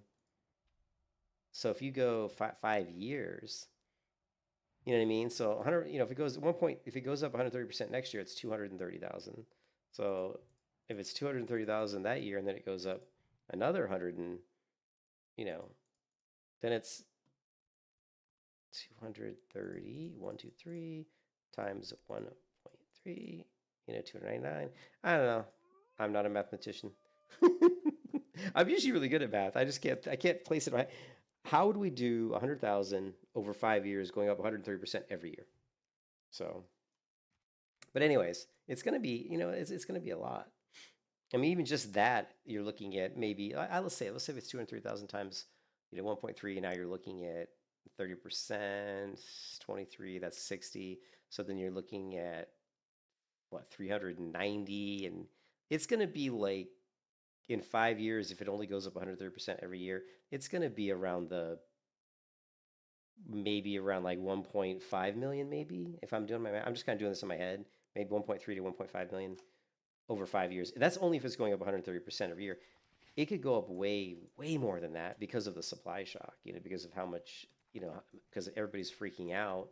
The thing is, the higher it goes, the more FOMO there's going to be. The higher it goes, the more people are going to want to own it. And the more adoption there is with the states and governments. And the biggest thing, too, is, Michael Saylor did the presentation with Microsoft, and I talked about this before, but if Microsoft were to buy a bunch of Bitcoin, which Microsoft has like $130 billion free cash, if they were just to take $130 billion and just say, well, we're just going to buy $20 billion worth of Bitcoin, that would really jumpstart big corporations purchasing Bitcoin, I think. If they did, then Google's going to be thinking, well, we need to do that. Maybe Amazon's, or like not Amazon, but the Apple. Maybe Apple's thinking, we need to do that. Companies are going to start looking at that and say, wait a minute. Michael Saylor's already doing it. MicroStrategy's doing it. There's lots of other companies that are doing it. There's countries that are doing it. There's certain countries like, I was Nicaragua or one of these other countries that buys like 1 Bitcoin every day, and they started doing that. You know what I mean? It's just the FOMO is real. The FOMO is real. And there's just no negative. There just isn't anything negative. Like, we haven't seen any really big negative factors that would push Bitcoin down, that would knock it down. All we've been seeing is positive tailwinds. We've been seeing all the positive tailwinds of everybody saying, well, Trump's going to use it as a strategic reserve. Microsoft might be thinking about buying it. 10 states in the United States are looking at putting Bitcoin. All these other countries are looking at Bitcoin. China just started making ETFs. Australia released their ETFs. We've got Solana probably coming out with their ETF. It just keeps going and going and going. It's like this hype train that just will not stop. It will not stop.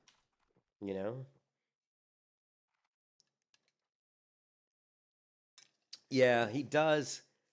But I'm not sure if Trump has the power. I don't know what Trump's going to do. He says that because the United States already has a certain amount of Bitcoin, he says he'll never sell. It's like, as long as he's president, he says we won't sell our Bitcoin. But the smart thing to do would be to buy Bitcoin and buy it as fast as they possibly can. Here's the thing that's really interesting is the United States government can print their own money. Why don't they just print a shit ton of money and buy Bitcoin?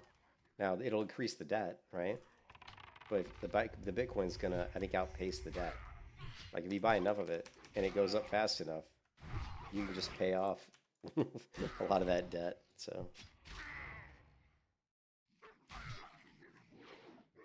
whatever. But all I'm saying is we just haven't seen anything. We haven't seen enough negative things that, in my mind, make it look like Bitcoin's not going to do anything but go up. And just go up like a freaking rocket to the moon,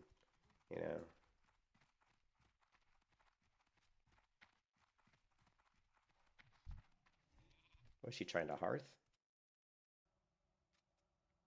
No, it's an undead here.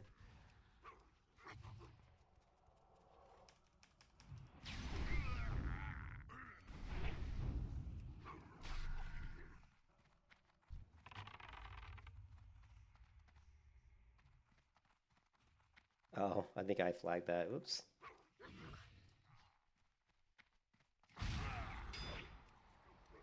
I didn't hear.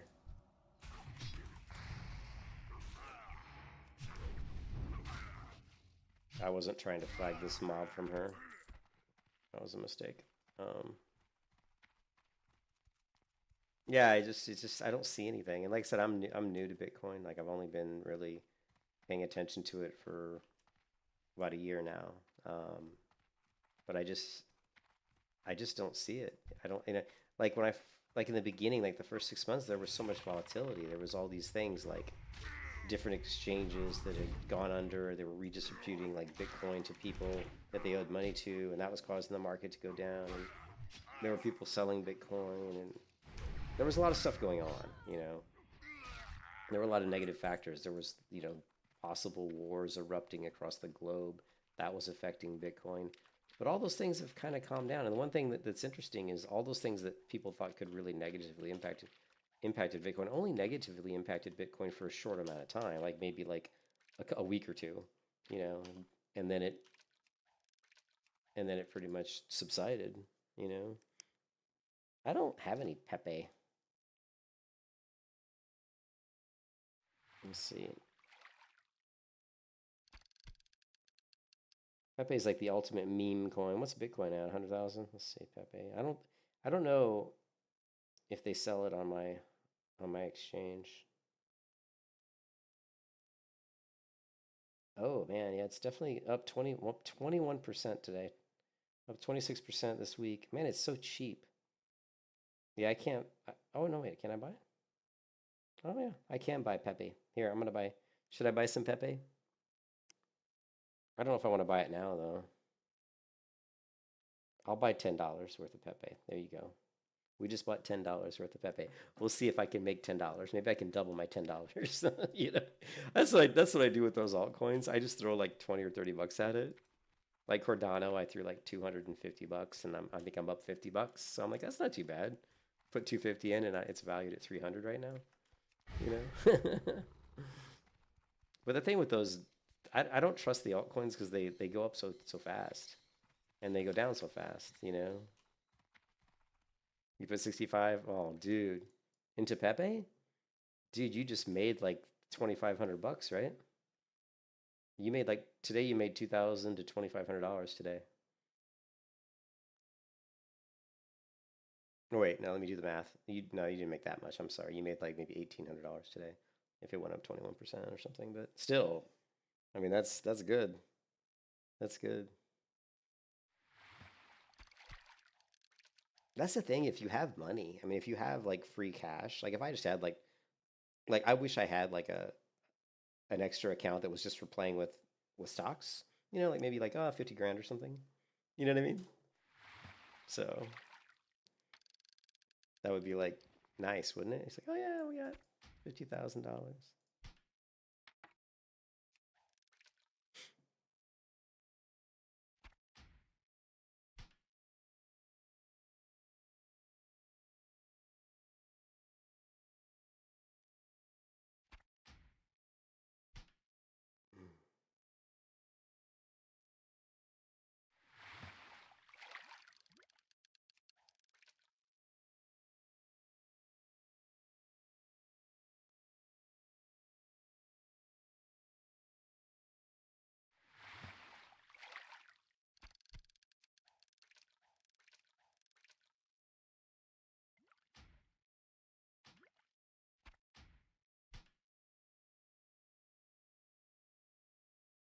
Well, Pepe has been kind of the #1 meme for a long time, right?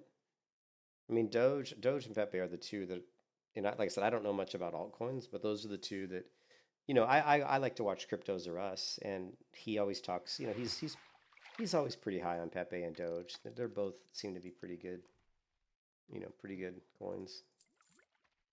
So.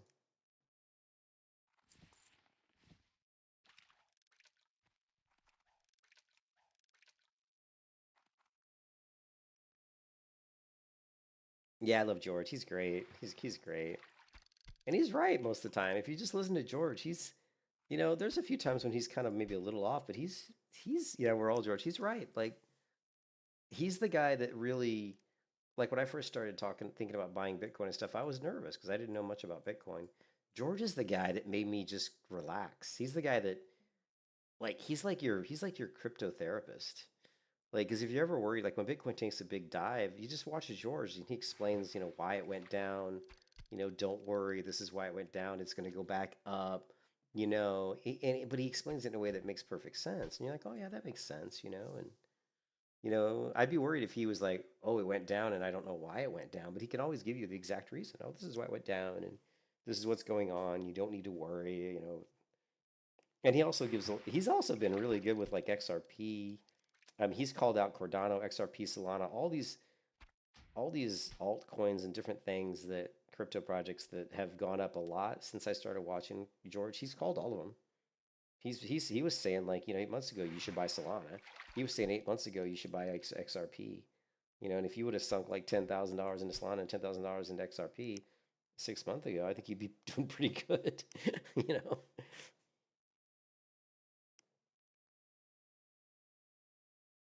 Yeah, I don't know what's going on with that. I don't understand that either. I thought it was like a meme at first, because every time I was watching like George's live streams, there was just all these weird XRP posts in his streams, and I didn't really know what XRP, and I still don't really know what XRP is, but I just like, what is it with these XRP people? They're like they're like insane. They're just like XRP, XRP, XRP. I'm like, what is wrong with these people? Yeah, they're definitely crazy. So. All right, how many more ears do we need? Let's just finish this ears quest. We don't need that many, right? Oh, we need 4. Let's try to get 4 more ears, and then we can... That should get us to level 40, and then we can go train. And then at that point, I don't know, I might take a break. I don't know. I'm not sure yet. We'll think about it.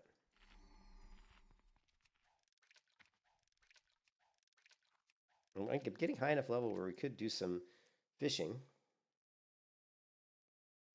Who says market cap doesn't matter? Market cap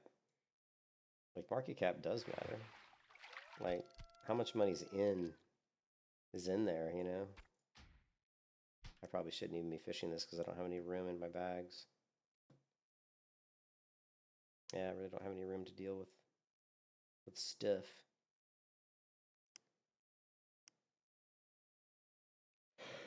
What if we get like a chest or something? We can hold on to it until we walk over to the...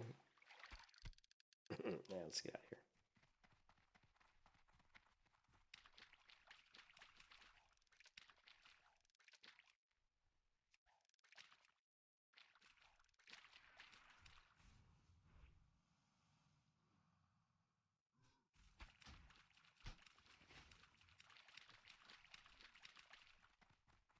Yeah, well, there was the Cardano guy. I saw an interview with the guy who's behind Cardano, and he was saying that he thinks that Cardano could surpass Bitcoin, and I was like, I don't know about that. It's all about how many transactions can their framework handle, and he was bragging a lot of big numbers. Whether or not it's true, I don't really know. So.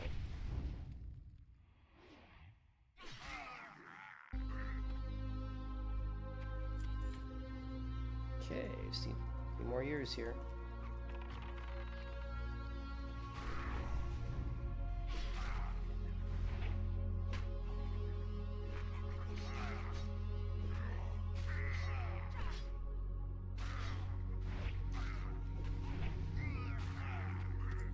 There's one guy in my guild. One guy jumps into my guild and his name is Bitcoin. And he logs into the guild and he just says Bitcoin. Or no, he says crypto. He logs in, he's like, crypto. And I'm like, okay. I'm like, all right. Some people really like their crypto. Yeah, I like Bitcoin. I'm not gonna lie, I'm a big Bitcoin bull. But I don't get too crazy about it.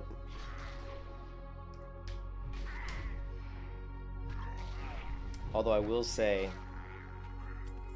on my Teams notification, like when you're in Teams, Microsoft Teams, when you're logged in, it has a location saying where you're located. My location when I'm working from home just says Bitcoin Palace.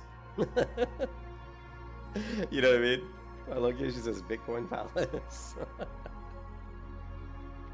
Oh.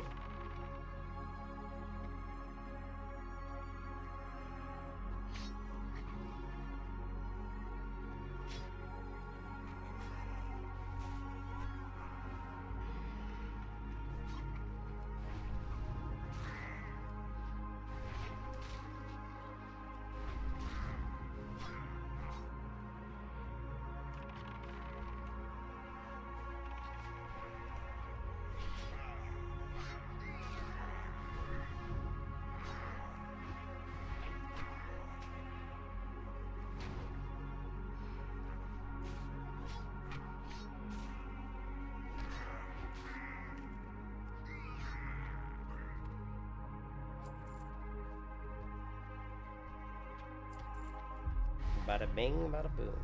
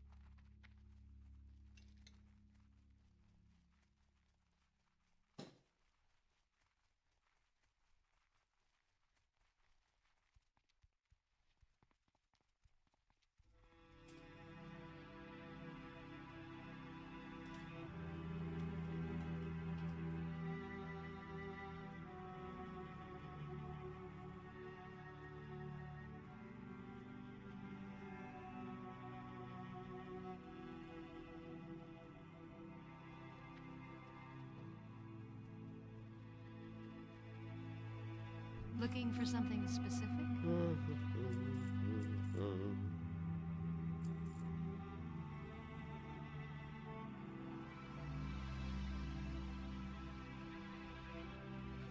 Be careful.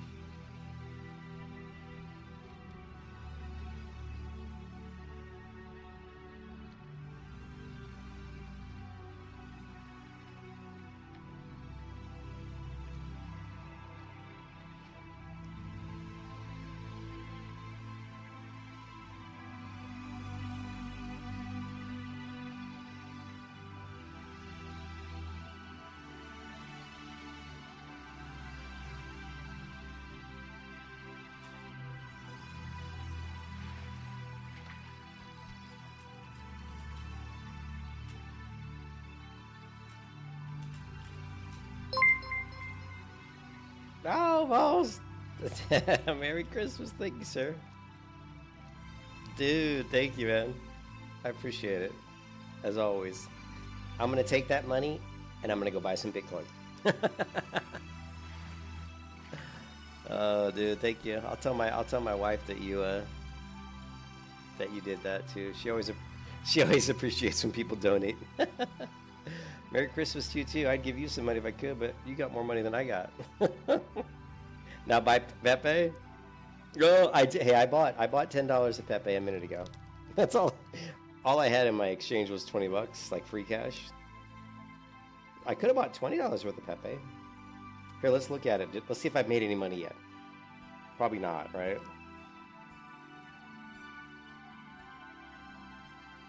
Oh wait, holy shit. I have made money. I've made I think I made 0.13 pennies. Yeah, you're not gonna make much when you only buy $10 worth. No, wait, no, I'm at $10. I've made 16 cents. No, I've made 16 cents. I bought $10. I'm at $10.16.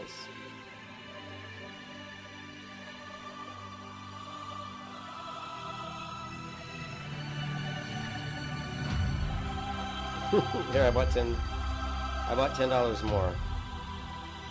I'm now at $20 on Pepe.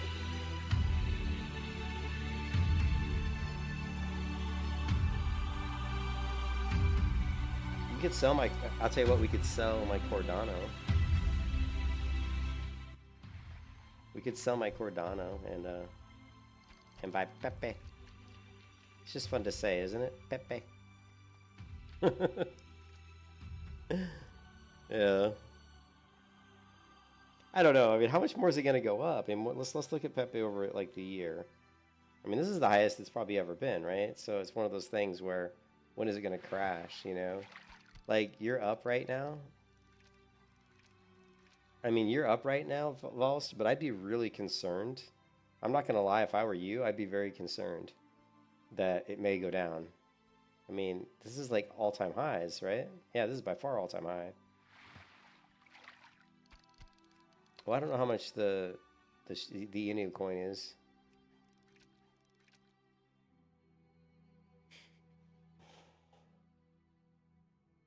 Well, I would definitely put a stop loss order on your Pepe.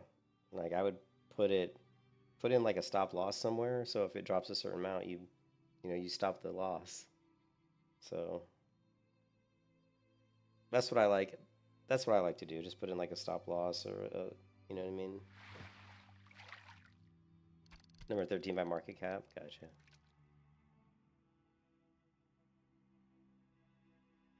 Yeah, sell it all, man.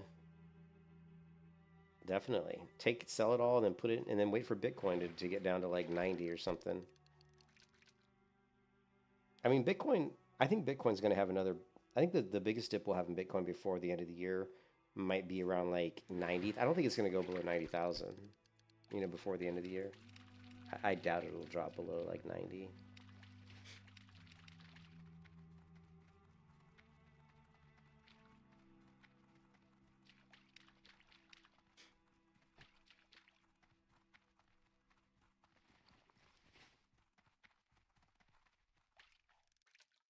I like fishing the greater sagefish schools. One, because when I eat greater sagefish, it restores my health and mana. Even though it's not like a ton, it does restore both.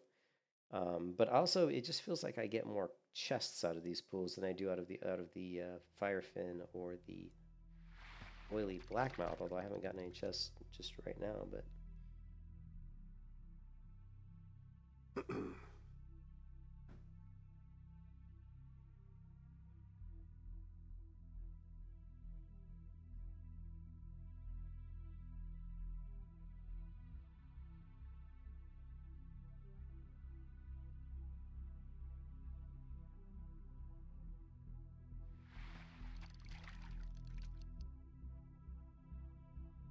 I need to do the fishing quest too, because I'm at 225 fishing. I think I'm maxed on a several of my professions. Let's see. Well, 225 cooking, 225 fishing, 276 herbalism, 238 first aid, 225 fishing. Yeah, I said that. Alchemy. I guess that's it, yeah. We have to do the fishing quest.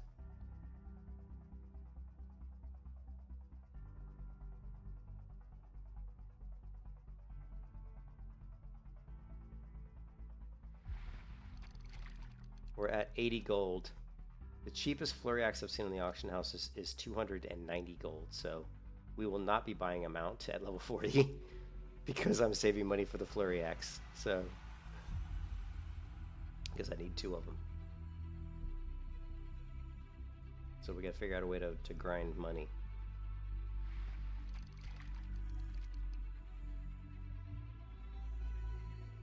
And it looked like herbalism really wasn't the best money maker, so I'm not sure yet how to make money, other than just maybe doing, I don't know. I'm not sure yet what the best way is to make money, other than trying to run dungeons, or maybe just run dungeons over and over again, and maybe get lucky and get some blue drops and just sell those in the auction house. I don't know. Seems like herbalism wasn't. Mongoose potions. I haven't checked the price of mongoose. We can buy the mongoose recipe and start making mongoose. That may make us some money, but even that might not be that lucrative. Yeah, I'll be honest with you. I've played WoW since 2004, since the game was in beta, and I have never been very good at making money. I've never been very good at making money. I mean, my best way to make money usually was just go to the auction house and figure out, you know, understand what things sell for, and when I see things that are really low, just buy low, sell high, you know. And you can set up Auctioneer to automatically buy stuff, so there's ways you can set up Auctioneer to automatically just auto buy stuff when it gets to a certain price, and then you just relist it at a higher price. So that's one way you can do it. Yeah, well, I think bags, I mean, if you rush to make bags, you can make some money. When a new expansion comes out, if you just like farm ore like you wouldn't believe, like ore is always a good money maker, and just sell ore as fast as you can get it, man. Like if they go into Burning Crusade, like if they were to do like a hardcore Burning Crusade, I would just go out there and I would just herb as many of the next level herbs as I could get and just sell them. But ore is even better. You got to 200 gold at level 36? Shit. I'm only at 80 gold, and I'm level 39. So you were doing good, much better than me. 200 gold.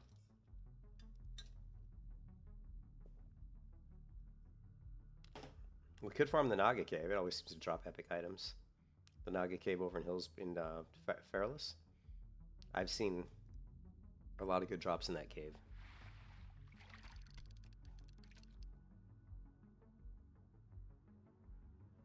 Yeah, I played on Gravius for a long time. Long time. And we're not getting any chests.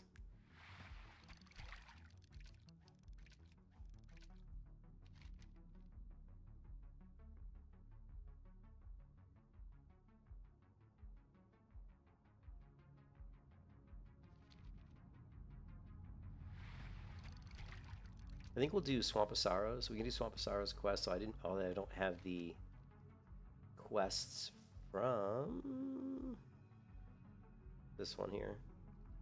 There's encrusted tail fins. Ah, I missed it because I was looking at the map. I hate Stranglethorn Vale, man. I can't stand Stranglethorn. But we can knock out this quest. We can knock out the Crystal quest. I don't like to do... We could do No Burrow, maybe. And then there's Galen's Escape. Galen's Escape is a pain in the ass. But the good thing about Swamp of Sorrows is it's great for herbing. Like, it is fantastic for herbs. But I don't believe it has a lot of Khadgar's Whisper, which is what I want more than anything. So, we'll have to find out. Yeah, I can't stand STV. I do not like Stranglethorn Vale.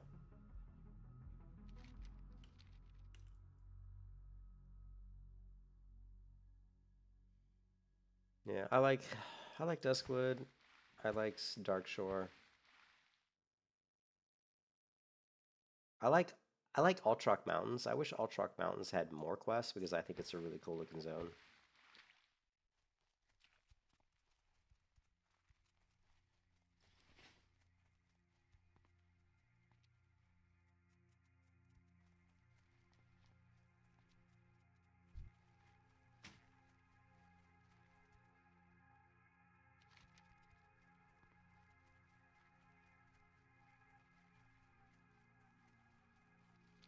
We could do Morbid Fell. Do we still have the item? I think it's in my bank. Shit. Let's just turn these quests in. That'll get us to 40. I want to draw a picture. I would like to, because you know I like to draw. I would like to draw this bridge up here and have it framed. I would like to spend some time and draw this and frame it and put it on my wall. So I just have to find it. I just have to find a good perspective.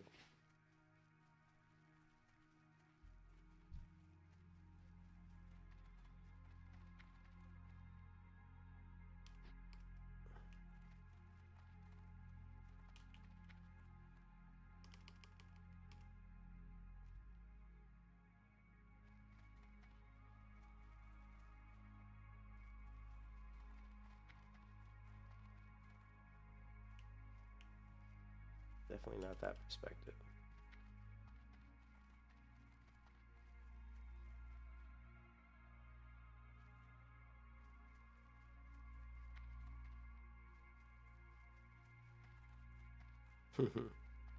This is another view I like, is this one right here. Okay. It's kind of cool. Maybe we could...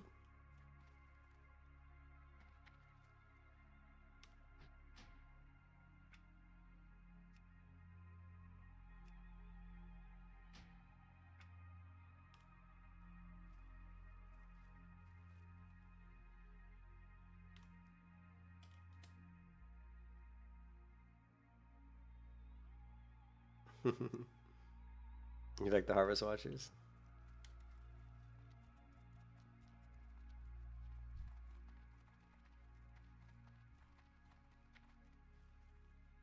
Ooh.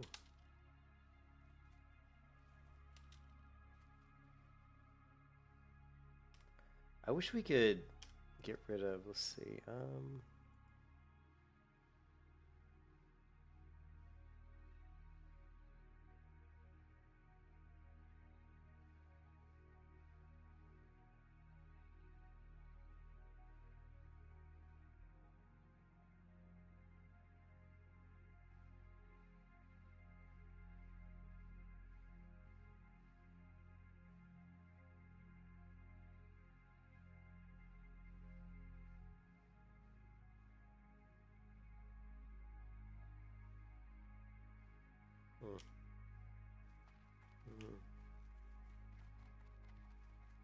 Yeah, the Harvest Watchers are definitely cool. I agree with you there.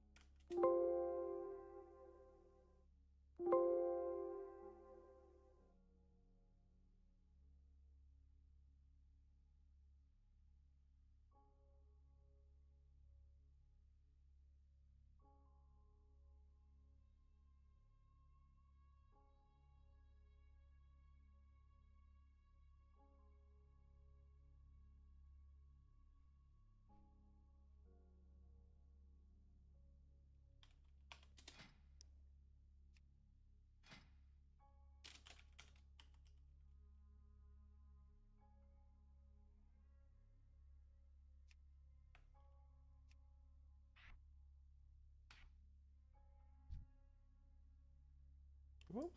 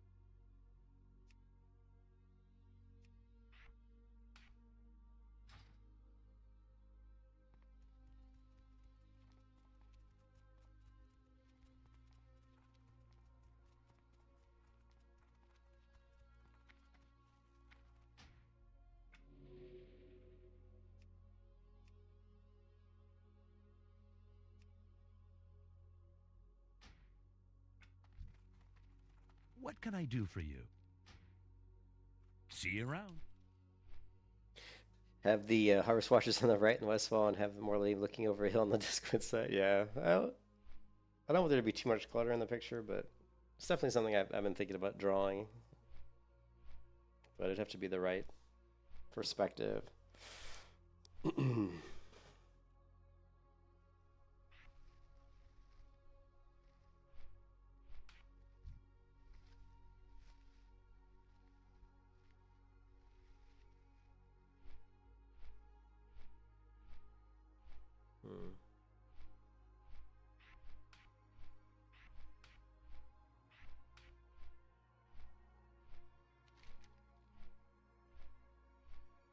So what are we looking at? We have one quest here that I screwed up and didn't turn in, which was the Deserters. We do have one quest here, but that's level 44, so still too high.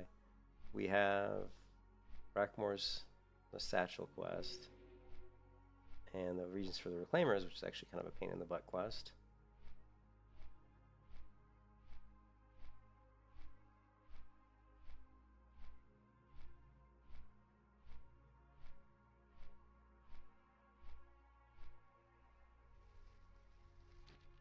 My wife's calling. Hello?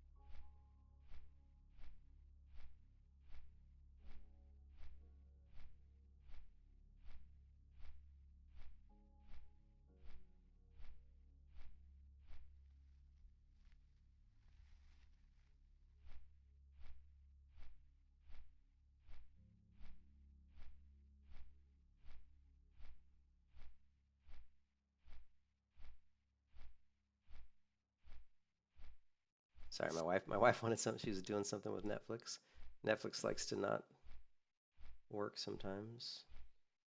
And try to fix that. All right, cool. You swam to Duskwood from L1 at level 2? Who eat? Oh, more deep. You swam from Duskwood from L1? I've swam from Menethil Harbor to... I swam from Menethil Harbor all the way to Westfall at level 1. I've actually gone from... I've done it a couple times. I've taken the Wetlands Walk at level 1 and made it without dying.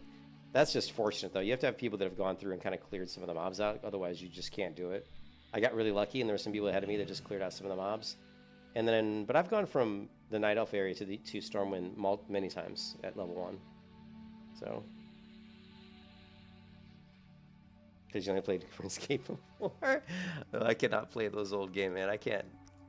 I can only do a full 3D game. I can't do any kind of like isometric or low graphical quality game. I can't do it. Can't do it.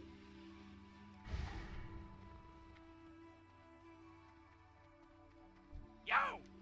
Hurry back! Keep it real! Hurry back! Yeah, Skullspinner Tusks. I have work for one such as you. I have work for one such as you. Well met, traveler. Well met, There's traveler. opportunity to be had here if you're clever enough. There's opportunity to be had here if you're clever enough. Adventure awaits. There we go. Level 40. 40. 40. Level 40. We'll put that in the guild chat. All right. Strength and honor. Strength and honor. Yeah. Let's see. Goblin fishing pole. Yeah, well, we can hold on to it maybe for a little while, just for fun. It'd be useful. And ooh, level 40. So I have to go to Stormwind. We gotta get the trainer, so we're gonna... This is gonna suck because we got 81 gold, but we're gonna blow probably a ton of it at the trainer, which totally sucks. But since we're a melee hunter, we don't have to... I don't know why I'm going this way. We don't have to train too many things. We're gonna have to get mail, and I think we get Raptor Strike. I think just mail armor, Raptor Strike, maybe like a trap update. Well, here we can find out. Okay, so we're gonna get... let's see...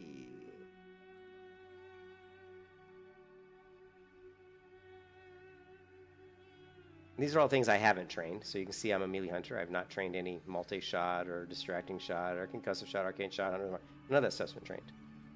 Rapid fire. So we can train. We can do mail 1.8 gold, Raptor Strike 1.8 gold. So that's 3.6 gold. And freezing trap. Yeah, we're gonna get that one as well. So that's now you're looking at 4. Oh god, yeah. 3.6, that's 5.4 gold.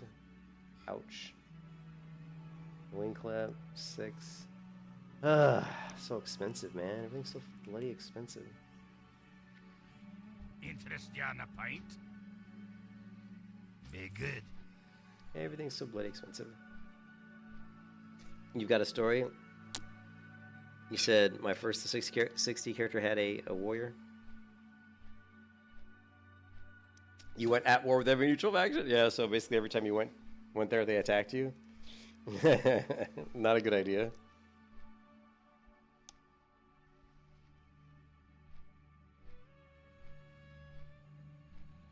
I must admit, it feels really good to look at my character, my nameplate, and to see 4-0 there. Like, up until level 40, you just feel like a low-level character. Like in World of Warcraft and Vanilla, up until level 40, I feel like I'm just a low-level character. But once I hit 40, I'm like, hey, I'm finally getting up to the point where I feel like I'm kind of a high-level character now, you know? And then, of course, now it's just the journey 40 to 50. And once you hit 50, you're in the home stretch. Because 50 to 60, in my opinion, doesn't really take that long. I mean, leveling levels, like 35 to 40 is about the same speed to me as 50 to 55. I mean, it really is about the same. Because there's so many more quests. Like 35 to 40, there just isn't as many quests to be had, whereas like 50 to 55, there's so many places you can level. You know, plus there's really good dungeons. I mean, you know, at 45, we're going to be doing, you know, we're going to be doing like ZF runs from like 45 straight to 50 probably. Look at this cool little streak of darkness here. That's kind of neat. Like an oil spill, I think. Look at that oil spill. And the Snarian Circle carried over to, let's see, my first, and the Snarian Circle carried over to Zangarmarsh. So you had no quest. Oh, that was not a smart idea. That was not a smart idea. Oh, man. I got $16.25 from Vols today. There's that Canadian currency exchange rate. So my coworker is over in his country, which I can't remember the name of his. It's I can't remember the name of his country off the top of my head because my memory's shot. But he was telling me that everything in his country is so cheap. He can like go out and eat like a really good dinner, and it costs him like, I think he was telling me it cost him like, you know, $12. Like 12 American dollars. Like here, if I want to eat like a decent dinner, it's going to cost me like, for me and my wife, it's going to cost us like, you know, like 50, 60 bucks, you know, for like a decent meal. If we want to go super cheap, maybe we can do it for like 45 bucks or something. If we want to go super expensive, it's going to be like a couple $100. So he's saying that he can go get a really, really good meal for like, you know, $12. I was like, geez. He was buying like, he went to like the phone case store, you know, it's like 33 bucks DoorDash. Oh yeah. For us it's expensive. Like we order from Uber Eats, and it's like, if I order Uber Eats, like, and I get like, most of the stuff we order from Uber Eats usually runs 40 to 60, 40 bucks to 60 bucks usually, I'd say, you know, which is funny. I mean, it's actually almost cheaper to go to a restaurant, sit down and eat, than it is to order the food and have it delivered. So yeah, I spend so much money on food. I feel like I should just stop eating food. I think that's how I'm going to save up money for more Bitcoin. I'm just not going to eat anything. Just like starve myself. I'm going to become a Buddhist monk. I think that's what I need to do. I need to be a Buddhist monk. All right, you guys ready to spend some gold? Because that's what we're going to have to do. We're going to spend some money.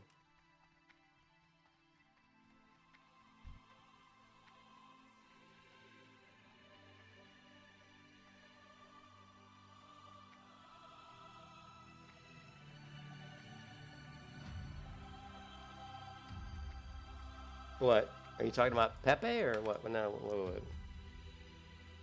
Let's see.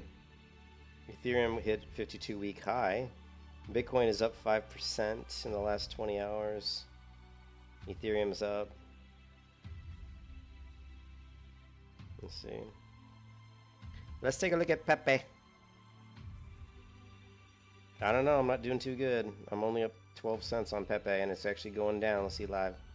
Pepe's going down. I'm thinking I wasted my money buying Pepe. Pepe. Oh, the Canadian dollar.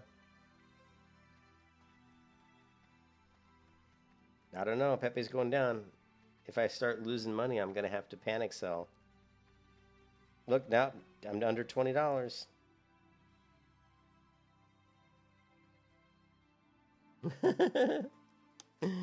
I just sold all my Pepe. Bye-bye, Pepe. It's gone. I just sold it all. I had $20, and I was up $20 like 13 cents, and I lost, just so you know, I just lost 25 cents on Pepe. 25 cents. But I came out on top because you gave me $16.25. Yep, it's gonna tank. I'm telling you, man. I told you if I were you, I would have sold already. I'm not lying, dude. If I were you, when Pepe hit that, because you gotta look at you gotta look at the all-time high. You gotta look at it's never been this high before. Like right now, it's higher than it's ever been. Like I would, if I were you. I mean, honestly, if I were you, I would have sold already. I just don't trust. I don't trust altcoins as much as like something like Bitcoin, you know, because they're so much more volatile. But we'll see. Hopefully it'll recover. But once it's going down right now, so I don't know, man. So when it flips, yeah, okay. Well met. You know altcoins better than I do. Okay, what are we gonna train? All right, so we don't train any marksmanship. Boop, nope, no, thank you. Mail, yes. Ooh, look, we're getting a discount. We're getting a discount. It's only 1.62 because of my reputation. And we don't want aspect. Do we want aspect of the pack? No, I don't. Screw people. They can go slow. I can run fast. They can run slow.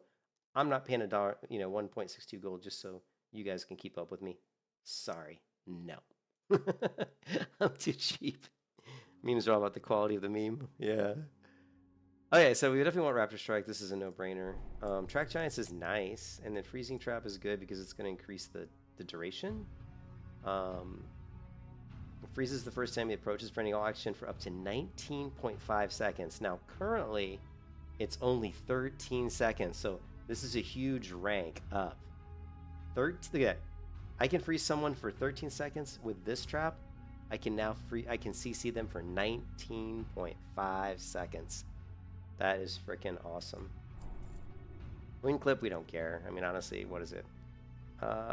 Movement speed 55% versus 50. So yeah, I'm not going to waste my money. So that's it. See you soon.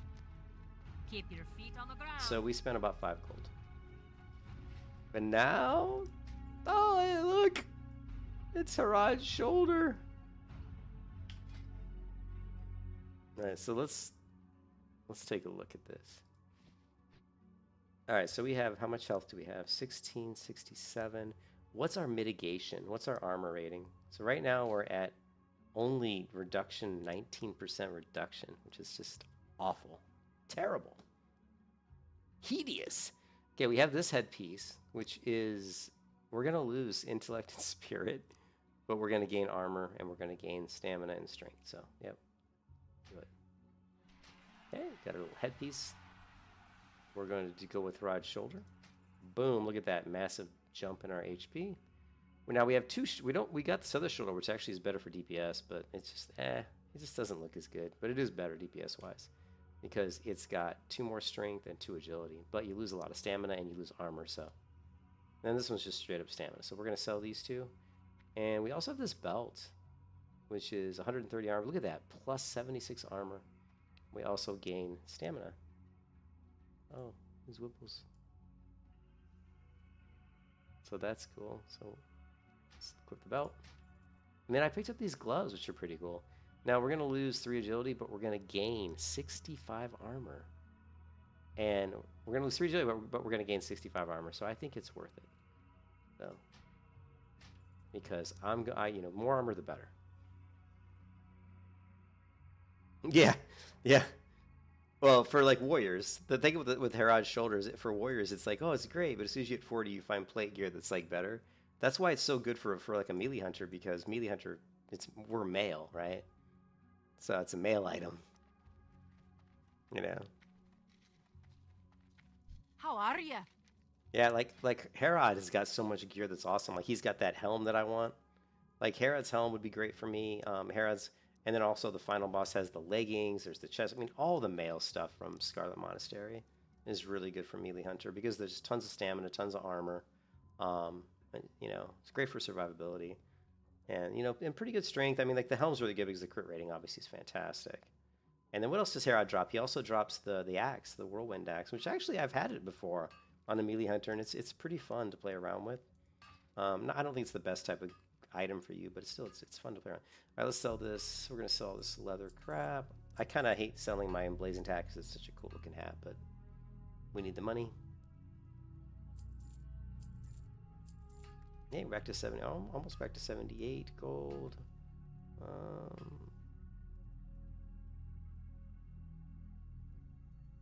Keep your feet on the ground. Yeah, for play it, I agree with you like 100%. Where's my tabard? Oh, I got my tabard. So let's do this. Go options. We don't want to see our cloak or our helm. Bingo, bango, bammo. There you go. There is the sexy melee hunter. So what were we? We were like at pretty low mitigation. So now our armor is up a lot. We went up mitigation wise, like what were we, like 19%, I think? We went up like 5.4%. That's impressive, right? We went from 19% mitigation. Slain by rift spawn. What's a rift spawn? Well, what's a rift spawn? What is a rift spawn? I don't know what that is. Rift spawn? Oh, it's a mage quest. Yeah, I didn't know what that was. Yeah, I look pretty cool now though, with the shoulder, the big axe and the two-hand axe and the shoulder. We're looking kind of legit. Very deadly mage quest. Okay.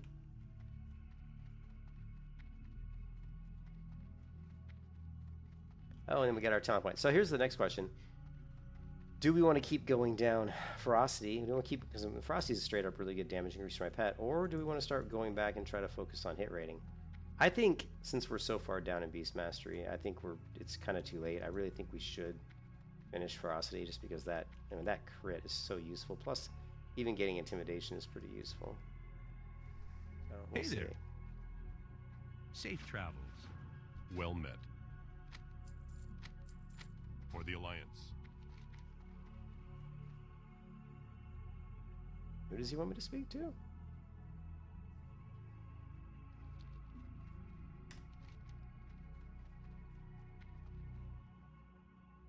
Speak with Alkalite, Delos, and Stormwind.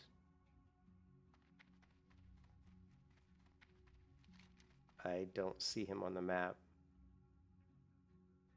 Oh, there he is. Oh, I think he's upstairs. I always forget this room has an upstairs. I always forget that. Good day to you. Have a good one. Ooh, those are nice boots. Look at that. 5 strength, 10 agility. Shit.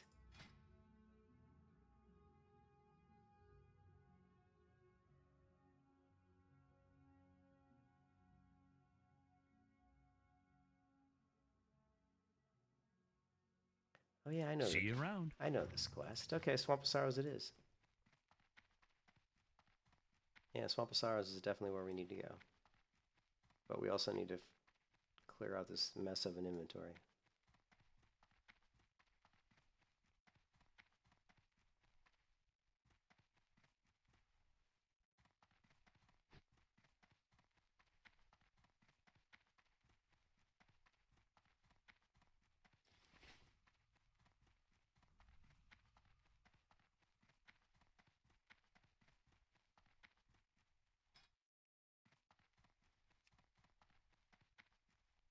See if they ranked me up yet. I should be, I think, what, hero? I think what it is when you're level 40. Yeah. Nope, I'm still an adventurer. Yeah, they haven't ranked me up yet. You need something? All right.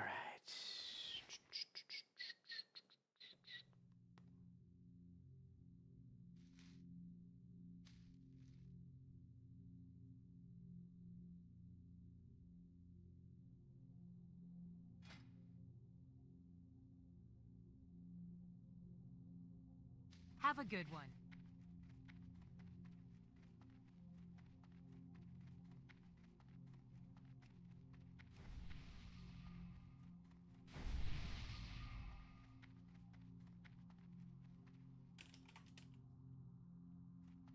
Light be with you.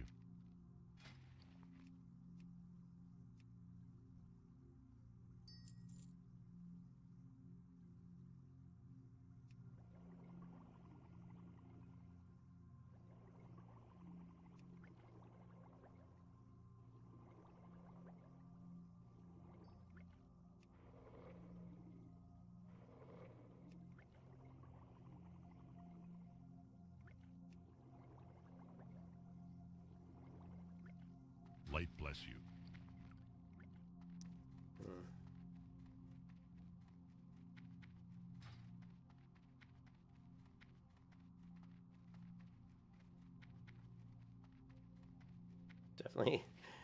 Definitely running out of. The other thing that sucks about self-found is like if we were not self-found, I could just create a bank alt. I could create another character and I could use that person's mailbox. We just mail back and forth, and it's instant. So I could mail stuff to my other character and use their bank space. So that is another thing about self-found that really stinks, Hello. So.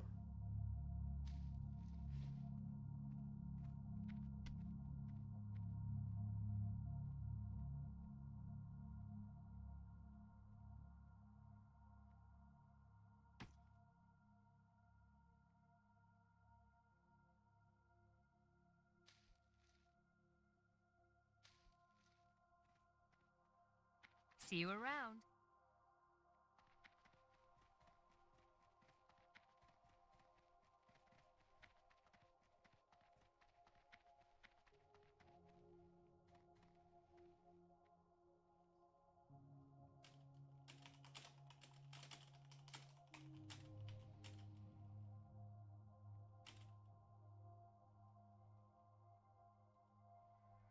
Help you find something?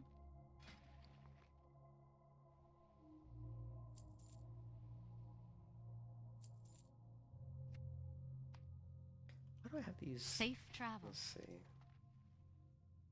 How did I go to here and I didn't turn? How did I miss turning in some of these quests? Is what I want to know. I totally screwed that up. Oh well.